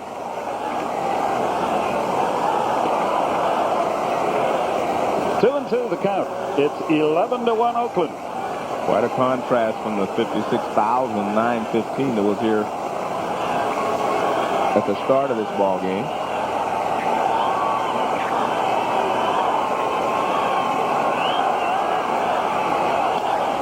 Ground ball to the right side. Inning over. We'll return to Yankee Stadium after this word from your local NBC station.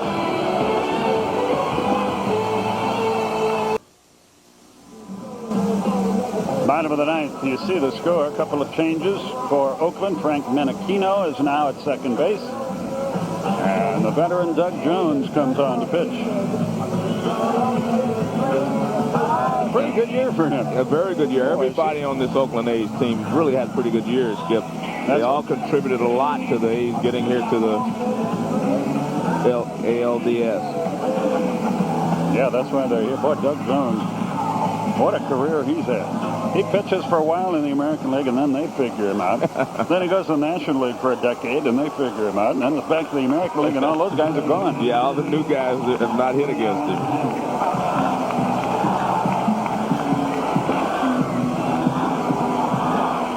Glenn Allen Hill leads it off and takes a strike. There's going to be a game 5 in Oakland.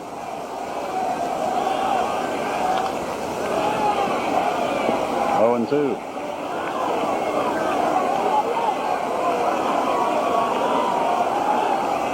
I mean, the Yankees are taking a 11-1 beating here, but it doesn't matter. Like I said, if they win the game tomorrow, everything's forgiven. So they just have to go out and focus on tomorrow's game. Everybody get ready to fall on your swords tomorrow, because that's what it's all about. Doug Jones has been at this in pro ball since 1978.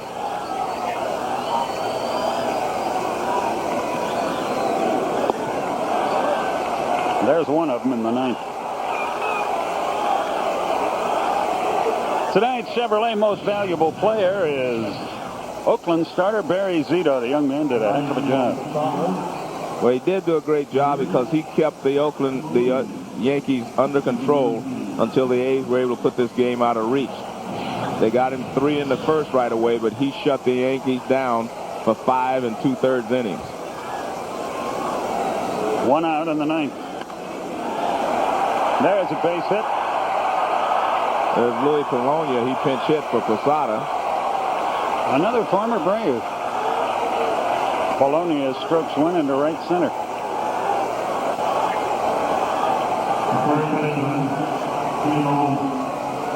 Here's Tino Martinez.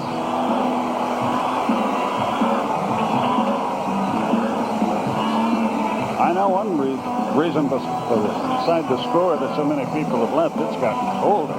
Yeah, it is getting cool. But this is good baseball weather.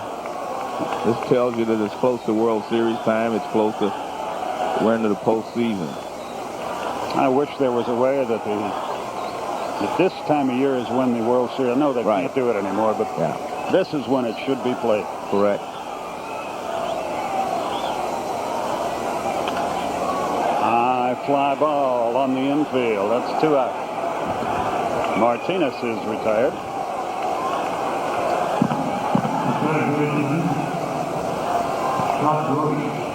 And it's Scott Brocious who comes to the plate. Well, the one thing I think both teams are pretty set bullpen-wise and everything else for tomorrow. Rivera pitched 2 innings yesterday. He will not pitch today, so he will be ready to go for Joe Torre tomorrow. Jason Isringhausen hasn't pitched in a couple of days, so he's ready. So everybody will be armed and ready to go in the bullpen. We're going to have to go in a hurry, Joe, so I'll ask you now, who's going to win tomorrow? Oh, you don't ask me that. I tell you, it's going to be very difficult because whoever focuses better at the start of tomorrow's ball game, and because it's going to be difficult to travel all night to get there and then to be able to pick yourself up, and especially for the Yankees because, you know, they had a chance to close it out here and not have to go back. They lose this ball game. They're going to have to just push this aside and refocus tomorrow. And when they get up, wake up on Pacific Coast time, they're just going to have to refocus, go out there and say, we've got to do something right away. And I think that's going to be the key. And for the A's, the same thing. Whoever can get off to a good start tomorrow, they're going to have to focus right away and get off to a good start. 2 balls, 2 strikes. Because we know it's going to be difficult to see the ball at the game time. Gil Heredia will be on the mound for the A's. That will help him. Andy Pettit will be on the mound for the Yankees. It'll help him. So they're not going to be able to see the ball at the beginning. So they're going to have to really focus and work hard. Thanks for your help, my friend. My pleasure. Enjoyed it. 11-1 Oakland, that's your final score. And so for Joe Morgan and Jim Gray, this is Skip Carey saying so long from Yankee Stadium, where the A's have tied the series 2-2 as they win tonight 11-1. Don't forget Tuesday night at 8 o'clock Eastern, NBC presents Game 1 of the American League Championship Series. Coming up next, following your late local news, it's the season premiere of Saturday Night Live with guest host Rob Lowe and the music of Eminem. That's it from Yankee Stadium. Bob Costas will be back when NBC gets to work again. So long, everybody.